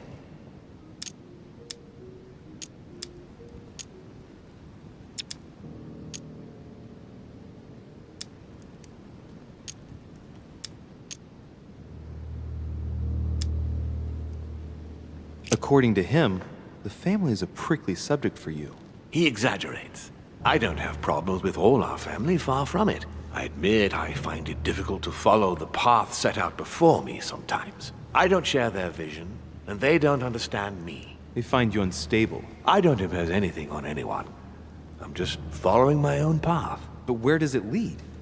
I suppose I should explain. For centuries now, demons have emerged in and around great leaders all over the world. But like true tyrants, they have governed with an iron fist in a studded glove. That's the impression I get. But you see, people's discontent is increasing, and they are too high up to hear it. They take themselves for gods. Sooner or later, the people will turn against us, just as they have in the past. Each time it's happened, many of us have died. We must master the humans, yes, but gently. And the best way of doing that is by allowing them a free choice, Louis.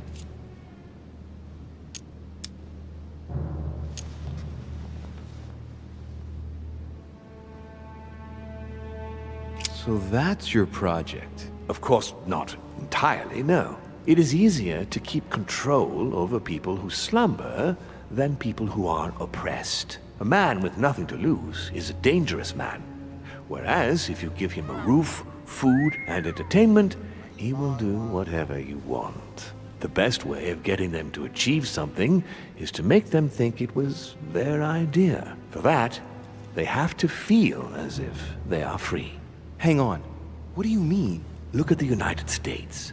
From the start, I introduced an idea that will change everything. The idea that everything is possible. Everyone can become someone.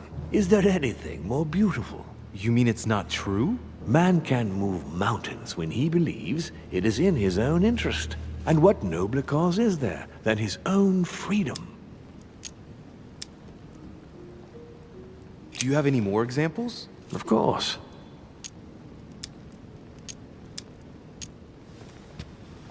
Talk to me about slavery. Well, take the slave trade, for example. It's an archaic practice that simply has to stop. Today, black slaves of America work for free and in unbearable conditions. Tomorrow, if you free the blacks and offer them work along with a salary, they will bless you for it.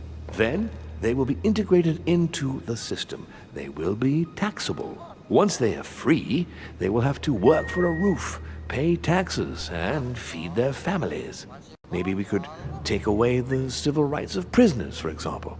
In this way, we'll keep control of all those who respect the system and benefit from the others as workforce. And what would you propose for women? They must be given the right to work and to vote. Look, at the moment, they don't work. They take care of raising children. What a mistake. We have to get them out of the house. Make them work. In this way, not only will they become consumers, but they will also delegate the job of education to the system. We could guide humanity from a young age, Louis, don't you see? Today, we are wasting too much time. Tell me what you think about progress. Progress is essential, Louis. It's the future. What else? Progress must liberate humanity from burdensome chores. Progress must replace man wherever his presence is not obligatory. It creates both the desire and the need. It will liberate women as soon as the machines are able to do all the chores in the home automatically. It will bring men together by bringing a faster means of locomotion. Look at the Cultural Revolution that printing brought about. What obscurantism! By harping on this concept of good and evil, guilt and redemption, look where men are now, locked up in beliefs that should no longer exist. It's time for men to rediscover themselves and to take control of their lives as they really are, without any moral judgment. But the most important of all has already been laid. The foundation stone, freedom of speech. The First Amendment of the Constitution. There must be opponents to every project.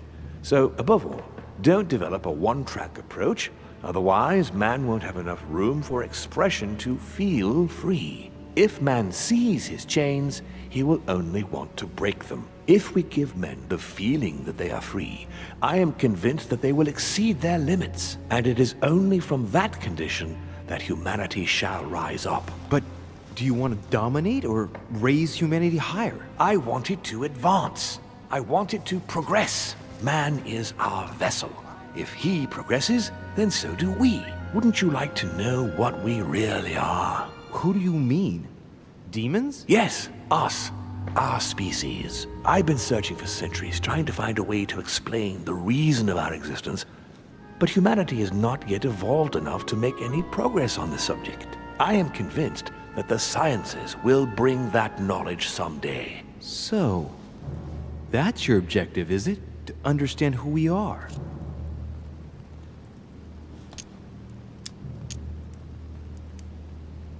I see your point. Our family clings to its privileges and to the past, and that's how they are putting us in danger. The time has come for change. Now that you know your true nature, there are still a few things I need to teach you. What do you mean exactly? A new skill, and not the least, Louis. It's about taking control of a person.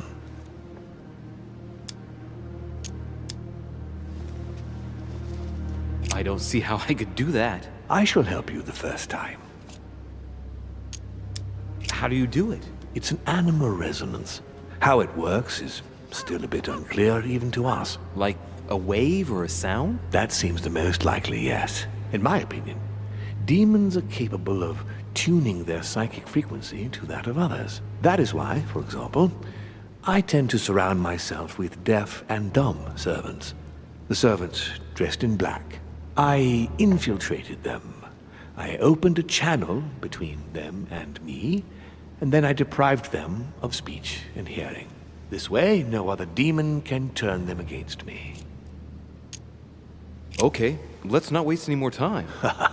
I deduce that you're impatient to master what's in store for you. That is good.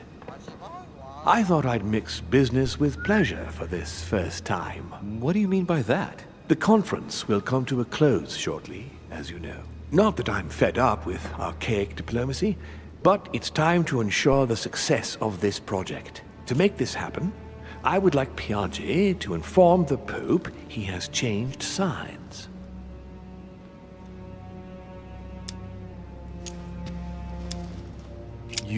You're going to use your powers to alter the votes? The real game is about to begin, Louis. Up till now, the guests have been sizing each other up. From now on, it's time for Gregory and myself to play, as well as you yourself. Now, here is my plan. I would like you to join His Eminence in his room. Just play along. We'll see when the time comes. Very well. And then? You're going to have to trust me. What we're going to do is painless for the human you are going to invade. Invade? Yes. You're going to enter his mind and take control. You're going to influence his actions and his psyche. Make him speak, then concentrate. You must focus on him in order to feel his thoughts. Then, while speaking, you must link with him. Once you're done, you will naturally find your way to the source and enter into his thoughts. But what if I fail? Trust in your instincts. You just have to let yourself go. You have the skill. Let your nature come to the fore. You'll see. If you fail, you'll be in for some light banter with His Eminence. That's all. There's nothing to be afraid of. Very well. Perfect. Go now. The Cardinal is in his room. You will have to write a letter to the Pope as if Piaggi had written it himself. In this letter, tell the Pope that whatever happens during the conference, he must follow my propositions. But be careful. In order to protect himself from counterfeiters, the Pope had Piaggi's hand tattooed with a symbol to be sure of his identity. You'll see when you're inside him. You'll understand. Once it's written up, just bring it back to me, and I'll send it off immediately. All right, I'll take care of it.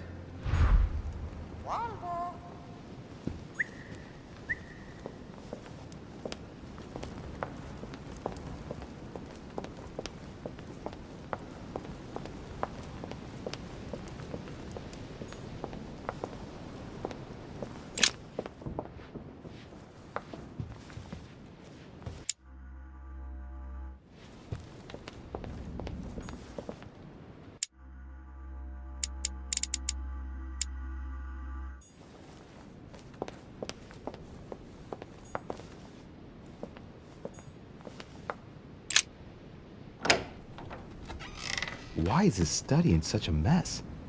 Looks like Volner's planning something.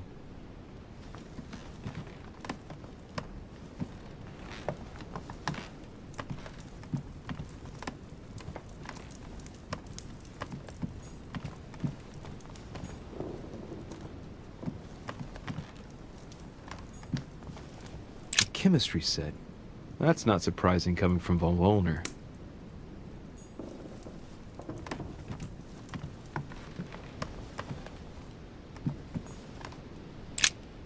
What a mess. Looks like Volner was interrupted.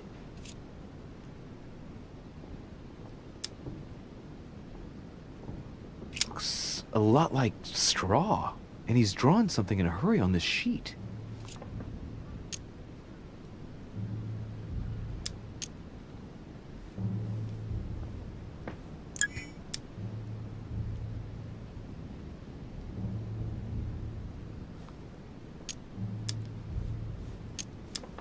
Straw on his desk, as if to protect something fragile. Yes, someone must have packed something away here.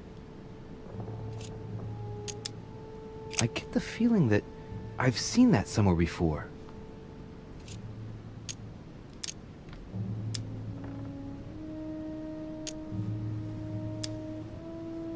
yes. It's definitely a drawing of the Lock of Al-Azif. Volner must have kept a copy. I get the feeling that I've seen that somewhere before.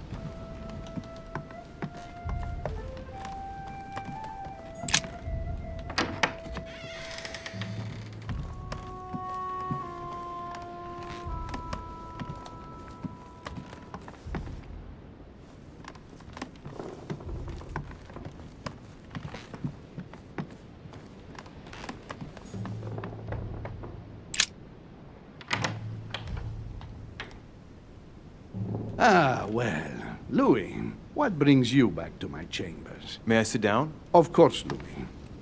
Don't you feel good? Yes, but if I'm gonna pass inside you, I'd better sit myself down first. It's nothing, don't worry about it. Well, what can I do for you? Right. Now I need to concentrate. I wanted to speak to you, Your Eminence.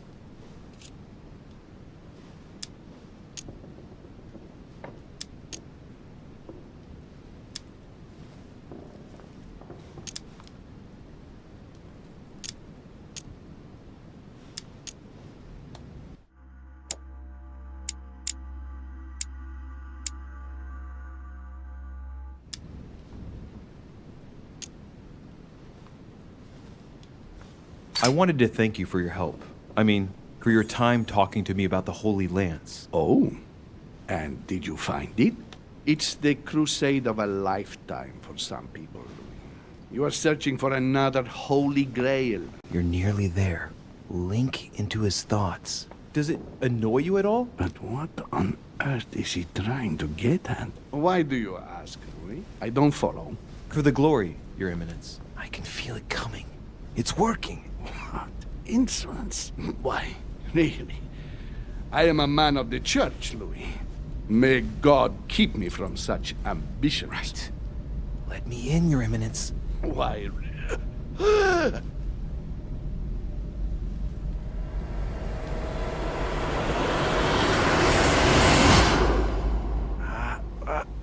I've done it. I've done it, damn it. He was right. This is just crazy. I can't believe it. Look at yourself, Louis. You better not get caught. Whoa. I still need to get used to this body. So, let's see about what Mortimer asked me. Right. Well, it's time I got started. Let's see what I can find here to help me write that letter. I have no means to validate my forgery, so I better take my time with it and not make any mistakes. There are 2 letters from the Pope on the desk. I should be able to get a clue or 2 by checking how well they correspond to each other. And here are 3 stamps. All are different.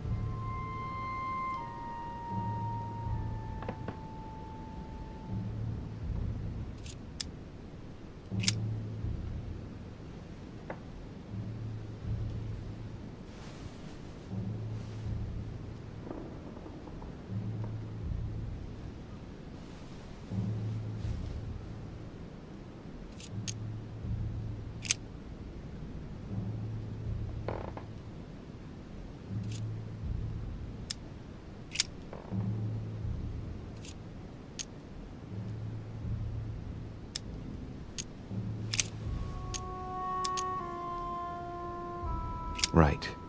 Well, let's start writing. Lord Mortimer asked me to discredit Sir Gregory and to announce Piaggi's final vote in his favor. As an introduction, Your Holiness, thank you for your trust.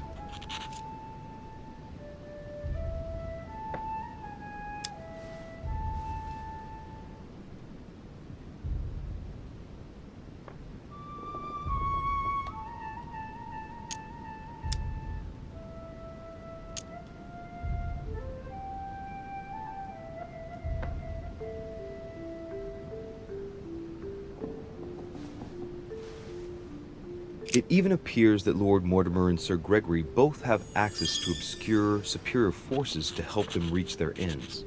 I think that the Papal States, for the sake of their own preservation, ought to condemn this practice of conferences in the future.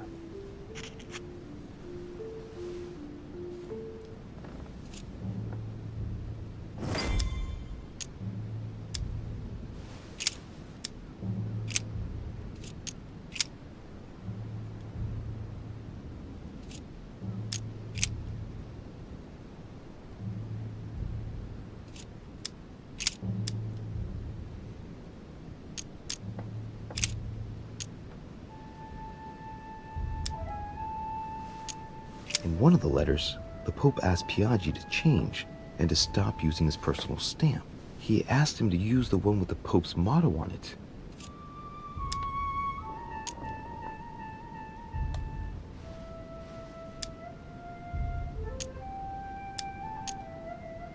Must be in Latin.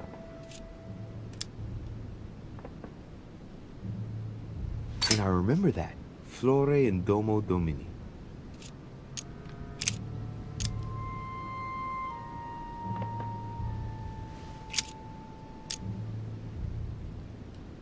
Justitia, misericordia, e humiltà. Boy, I gotta brush up my foreign languages.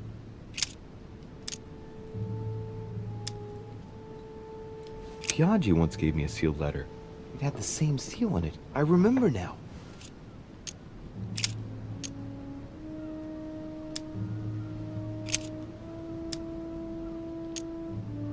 A circle with a cross inside. Now, I distinctly remember this seal that Piaggi used on the letter he gave me. This isn't the same stamp.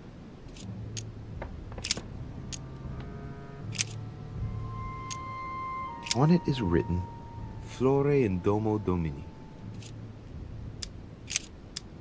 This seal is different to the one Piaggi used for the letter he gave me. Yes, I'm certain of it.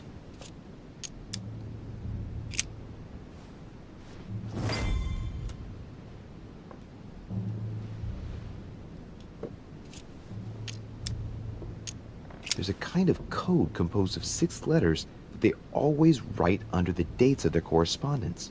According to Mortimer, it's got something to do with Piaggi's tattoo. I guess I'll have to write one for today's date.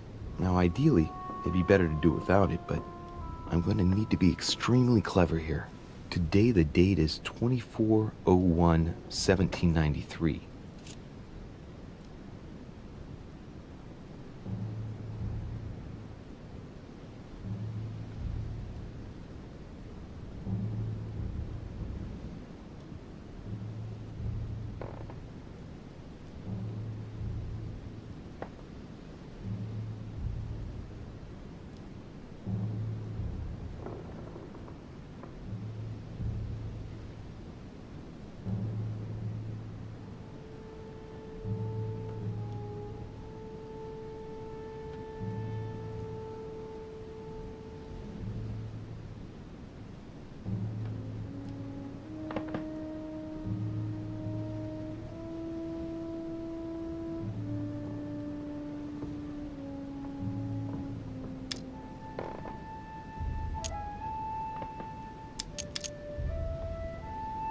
In the letters from the Pope, there are 6 letters just below the date, 2 just below the month, 4 others below the year.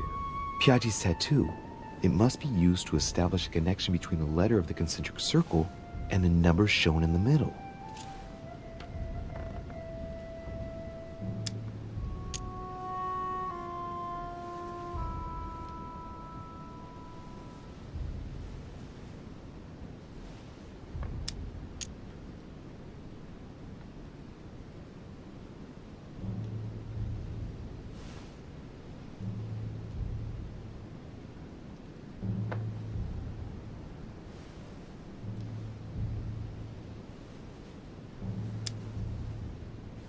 Some figures are the same in both codes, yet they correspond to different letters. The day is not translated. That must be the key to the code.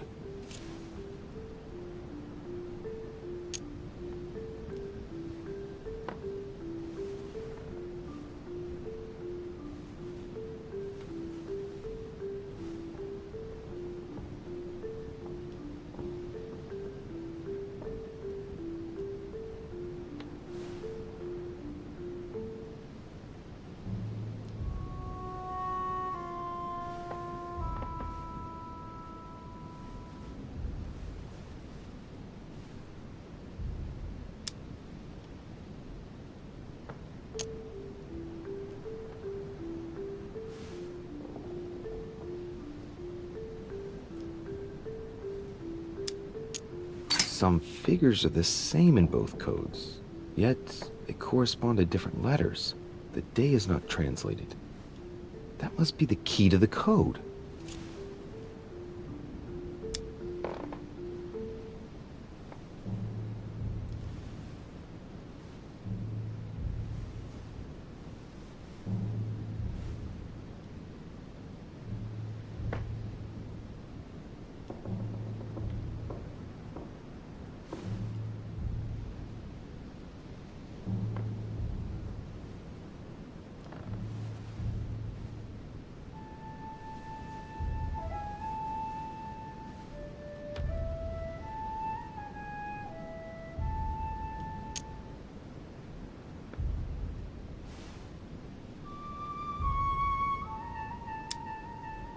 Today the date is 24/01/1793.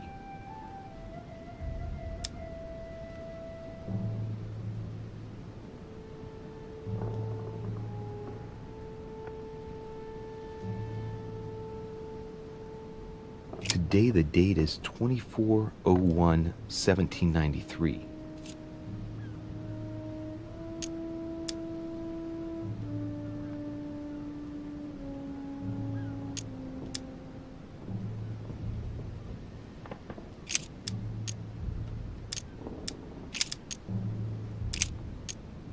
Today the date is 24/01/1793.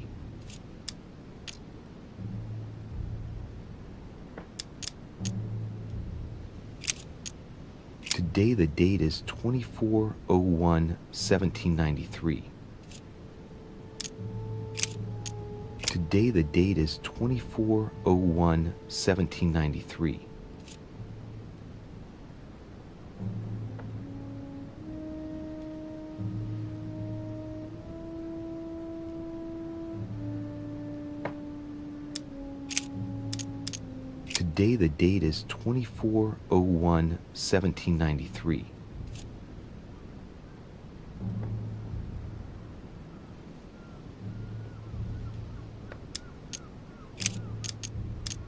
Today the date is 24/01/1793. Today is the 24/01/1793.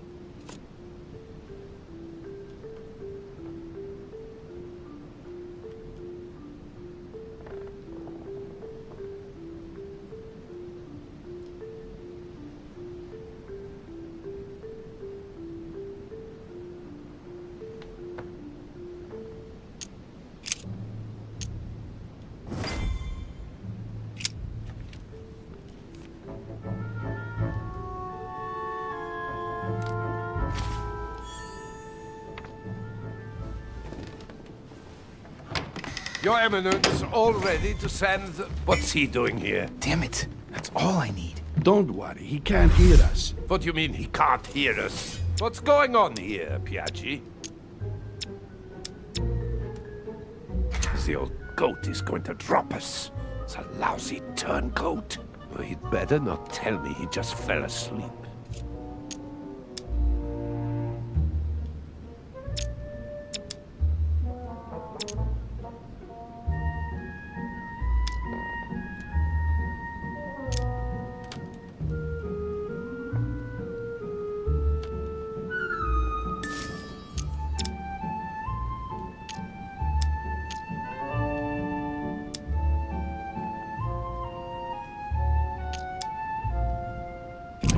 know what to say. He was already here when I entered my room. I presumed he must be tired. Tired? Are you having me on, Piaggi? Or what? What? I wouldn't dare. I don't know what you're trying to pull, but I really don't like it. I was about to fetch someone to take care of him. Would you care to go? There he is. And there he stays. The perfect opportunity. What do you mean? It's been a while now that I've been hoping for a chance to get rid of him. No, listen, my son. This is all getting out of hand. Hogwash! I don't trust him in the slightest. Why not? Can you keep a secret? Of course, my son. Would you like to tell me under the confidentiality of confession? Ah, don't talk rubbish. I don't trust the little runt because he is Mortimer's son. Would you believe it? How does he know? Dear God, how is that possible? I am flabbergasted. We've wasted enough time. What if he wakes up? If you don't want to get your hands dirty, just turn away and leave everything to me. This is not a decision to be taken lightly. You're defending him now. What are you talking about? Of course not. He's made you change sides, hasn't he? The slime bag. He works for Mortimer. Good thing I already tried to warn Gregory.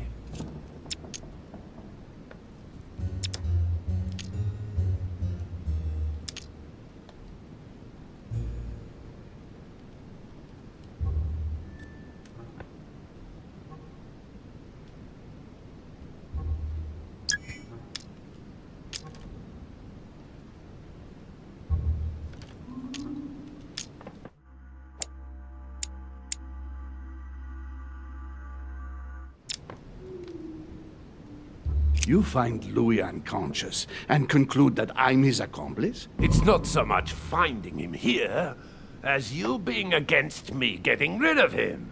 That's not what you thought the day before yesterday, after he eavesdropped on our conversation. Listen carefully, Piaggi. If you say anything, you'll be the one they find dead in your bed. Huh? Now, just turn around and let me handle this. Don't touch him! Out of my room! I don't know what the two of you are up to, but I'll find out sooner or later. Right. Time for me to get back into my body.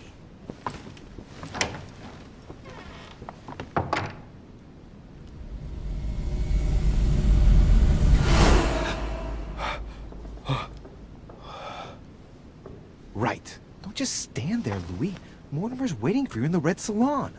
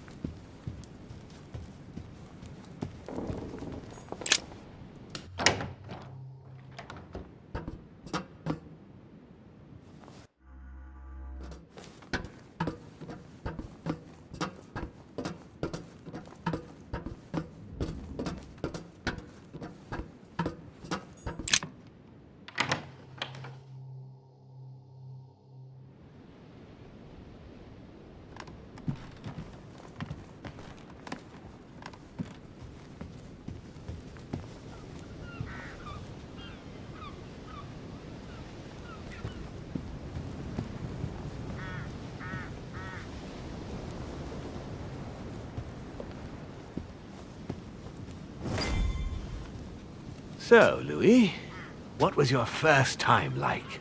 Bewildering, isn't it? Here's your letter. I have to admit, the experience was utterly amazing. Come, tell me more.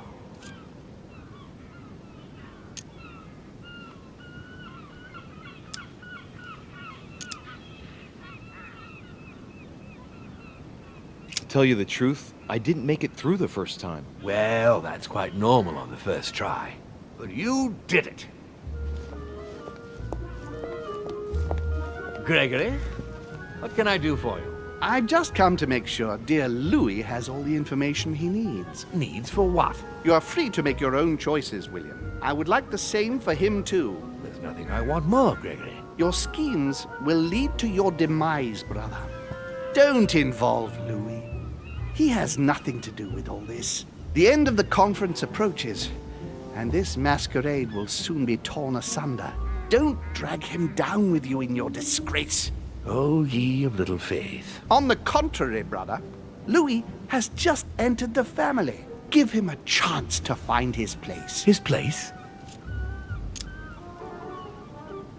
What place is that? At the end of a leash, like all the others.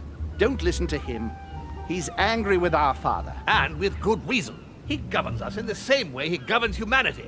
Through fear and submission. Same old tune. When will you understand that it's necessary to impose order for things to move forward properly? You are under his thumb and proud of it.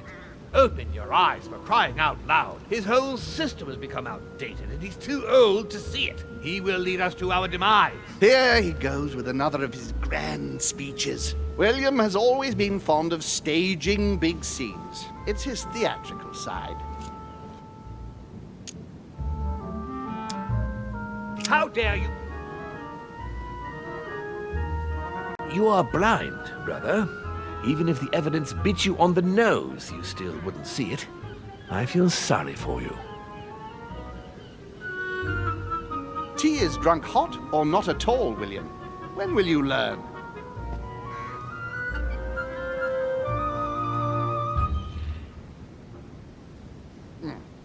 It's too bitter. You shouldn't let it brew so long. I knew you'd be coming along. You are so predictable. Methodical, I would say. Things must be accomplished in the right order if we want the world to keep turning as it does.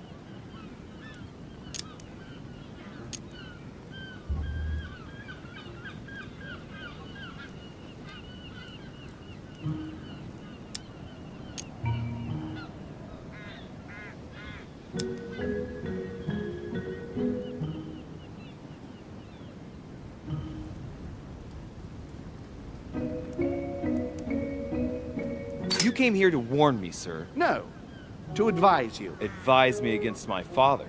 Why? I think you are capable of deciding for... You haven't answered my question. Why warn me against my father? What are you afraid he will do to me? Well, I wouldn't want him to lead you into... I don't know what absurd adventure in which... You act as though I were in danger. I agree with Louis, Gregory. You're trying to pass me off as a villain about to devour him. That's not funny, William. I won't let him follow you. You see, Louis, Gregory came here to make you change your mind. It's time for things to change. I acknowledge Father has done many good things for humanity, but his time is over, and now he must pass on the torch. That's enough. There, Louis. That's the pathetic example your father has to offer. I really am sorry about what happened to you. You don't know our family yet. We can't have given you a very good impression, but bear in mind that we are all against William's project. On the contrary. If he insists on going through with it, we will have no other choice than to intervene by force. Consequently, my dear Louis, you're going to have to choose sides. I would much rather have met you in different circumstances. There you are, Louis. See what happens when you don't follow their orders to the letter. Louis, I'm afraid the time to decide is now.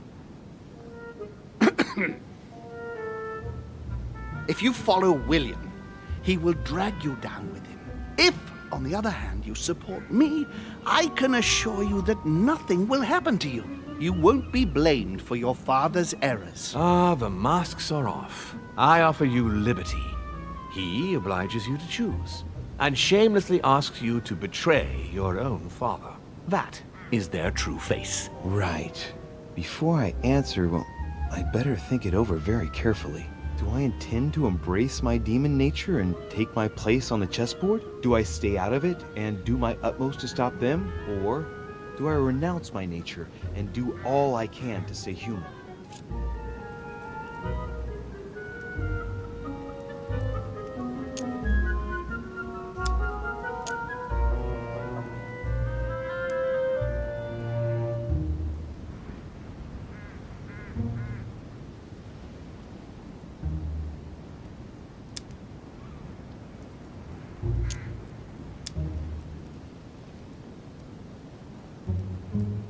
I was born a man. I grew up as such. Finding out that I'm a demon makes no difference. I refuse to let them manipulate humanity the way they do. They're gonna ask me to choose between them. I'll just have to go with the lesser evil of the two. But they better not count on me to keep my word. I'll bring them all down. So? What do you choose, Louis?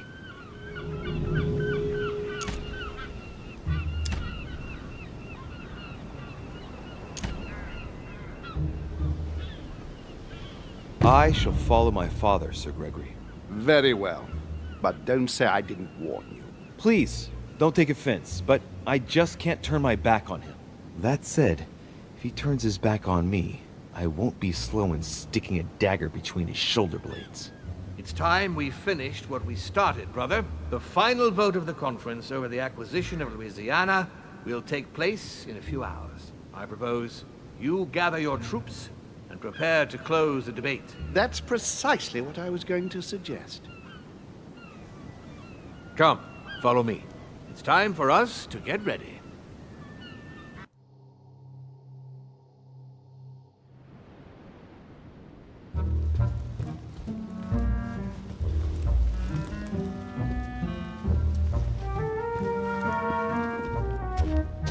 Do you really think we have a chance of winning? A chance?